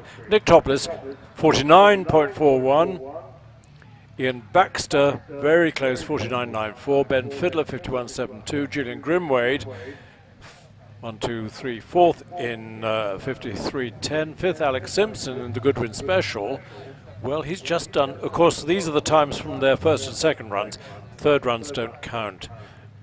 So Alex at least has the pride of having done a 53 on his last run. Ed Burgess, 54.25. Patrick on the Fraser Nash, 54.4, fastest time. Mike James in the Riley replica, 54.46, exactly the same time both runs. Michael James, 54.74, first run was the quickest. Richard Archibald in Rabble Row, 55.95. Marcus Black in the lovely Talbot, 56.58. Greg Lerigo, 56.79. Beau in the Type 35, 57.1, first run. Tim Neller in the Riley TT Sprite, 57.52.